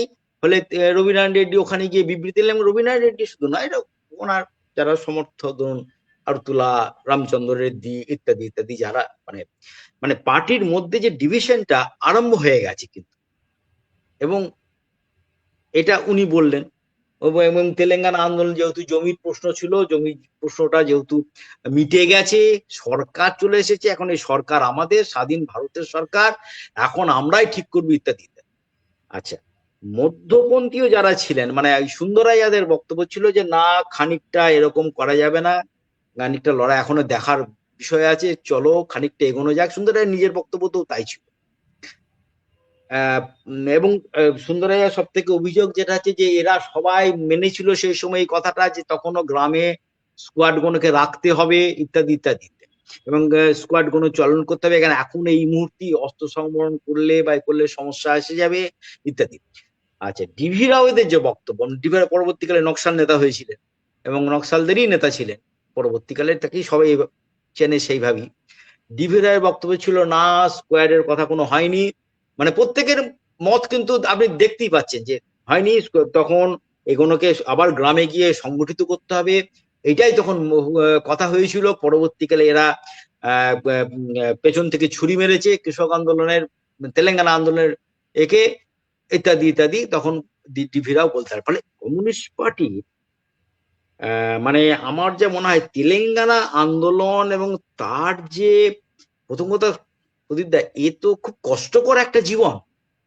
এটা তো মানে যারা করেছেন তারাই জানেন যে কষ্টকর জীবন অবশ্যই। এবার একটু হাঁপ ছেড়ে বাঁচা, যেহেতু আর মানে নিজাম নেই, ভূমির প্রশ্ন নেই, কিন্তু ভূমিগুলো তো রক্ষাও করা গেল না। আমি যে বললাম যে প্রায় ধরুন 36 লক্ষ বিঘে জমি যোদ্ধাদের হাত থেকে নিয়ে নেওয়া হয়েছিল, 50 লক্ষ মানুষকে মুক্ত করা হয়েছিল, সেইগুলো কিন্তু সেই অধিকার গুলো কেউ রাখা গেল না, শেষ রক্ষা করা গেল না। এবং এইটার মধ্যে কমিউনিস্ট পার্টির নেতৃত্বের মধ্যে যে ডিভিশন, সেটা পরিষ্কার বোঝা যায়। যে রবিনারায়ণ রেড্ডিদের যে মতবাদ, যে উনি বললেন যে আর এটা দরকার নেই, সুন্দরাইয়া বললেন না, একবারে সরাসরি এরকম করলে হবে না, ধীরে ধীরে করতে হবে ইত্যাদি ইত্যাদি, ধীরে ধীরে অস্ত্র সমন করতে হবে, স্কোয়াড গণকে চালু রাখতে হবে। এবং ডিভিরাও তো এই কথা, ডিভিরাও বলার পরও স্কোয়াড নাকি, উনি নাকি গ্রামেও চলে গিয়েছিলেন, ডিভিরার নিজস্ব বক্তব্য তাই ছিল, উনি ইন্টারভিউতে যা বলেছিলেন যে গ্রামে চলে গেছে, চলে গিয়ে আমি তো স্কোয়াড করতে আবার অর্গানাইজ করতে লেগেছিলেন, স্কোয়াড গুলোকে চালু করা, আবার তাকে দেখভাল করার যে ব্যাপারটা থাকে আর কি তাদেরকে।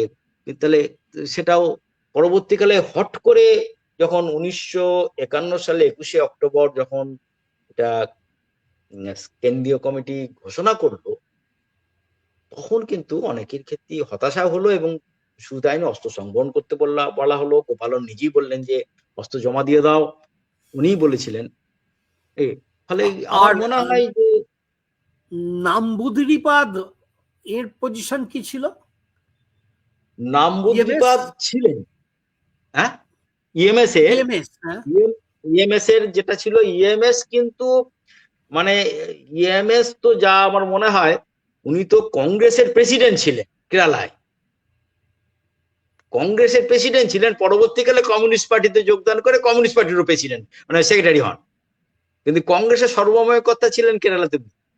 ইএমএস সবসময় চাইতেন, আমার যেটা নিজের ধারণা, সবসময় চাইতেন একটা মানে কংগ্রেসের সঙ্গে একটুখানি মানে ওইভাবে ঠিক নয় আর কি, তার নিজস্ব কিন্তু সেইভাবেই কিন্তু ইএমএস, আমি ওনার যে ইতিহাসের যে বইটা আছে সেই বইটা দেখে তেলেঙ্গানা আন্দোলনের উপরে সেটা কিন্তু খুব একটা বেশি কিন্তু লেখেননি, মানে খুব এড়িয়ে গেছে। বিটি রামদিভে, বিটিআর না, বিটিআর এর তো এখানে ভূমিকা খুব একটা দেখা যায় না, এই কারণেই বিটিআর এর তো পরবর্তীকালে যখন হলো, ওই কলকাতায় যখন হয়ে গেল সম্মেলন 48 সালে, যখন কলকাতায় যখন হচ্ছে 48 সালে সেকেন্ড প্লেনাম যখন হচ্ছে, সেখানে কিন্তু উনি কিন্তু একটা কথা বলেছিলেন যে না, তেলেঙ্গানা আন্দোলন আমাদের ওটা বলা হলো, কার্যকরী করা হলো না। এইখানটা কিন্তু মারাত্মক জিনিস। উনি বললেন, সেন্ট্রাল কমিটিও তাতে সাই দিল, হ্যাঁ তেলেঙ্গানা আন্দোলন আমাদের ভিত্তি আর কি, এরকম একটা ব্যাপার, ওইটাকে নিয়ে এগোতে হবে। কিন্তু তারপর তো উনি চলে গেলেন অন্য জিনিসে, উনি ওই একটা কমিউনিস্ট মানে এই 4 জন এরকম টাইপ করে, মানে প্র্যাকটিক্যালি শহরের ভিত্তিক যে সেই জায়গাটা, সেটা তো আপনি আরো ভালো বলতে পারবেন আমার থেকে।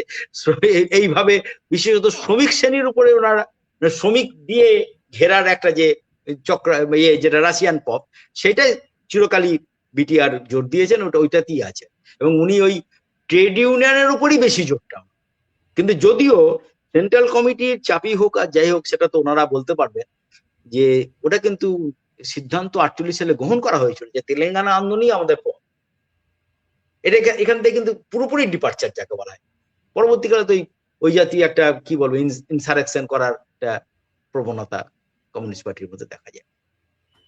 আচ্ছা, অনেক ধন্যবাদ ডক্টর দুবেকে।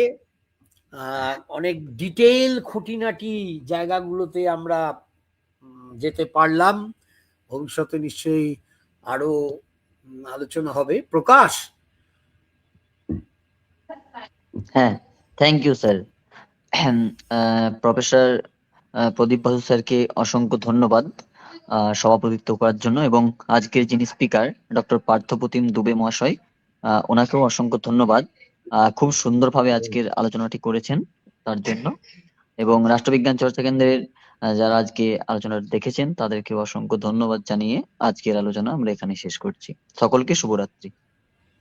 এই আলোচনাটি রেকর্ডিং ইউটিউবে আপলোড করে দেওয়া হবে।